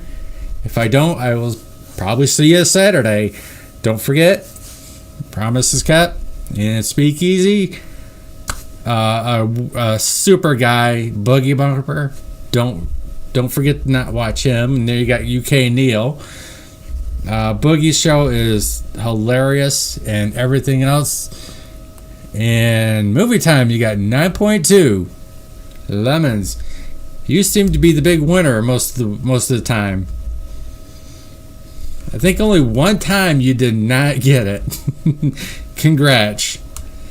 So, welcome to all the new followers. And if everybody behaves, I'm okay with it. So, everybody have a great night. Enjoy. Be safe everywhere. I don't care where you are in the world. Just be safe. Live a good life.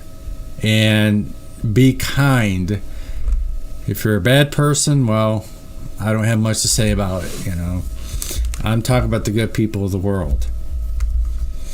And everybody in big cities, until this rioting and looting goes away, please be safe, and God bless.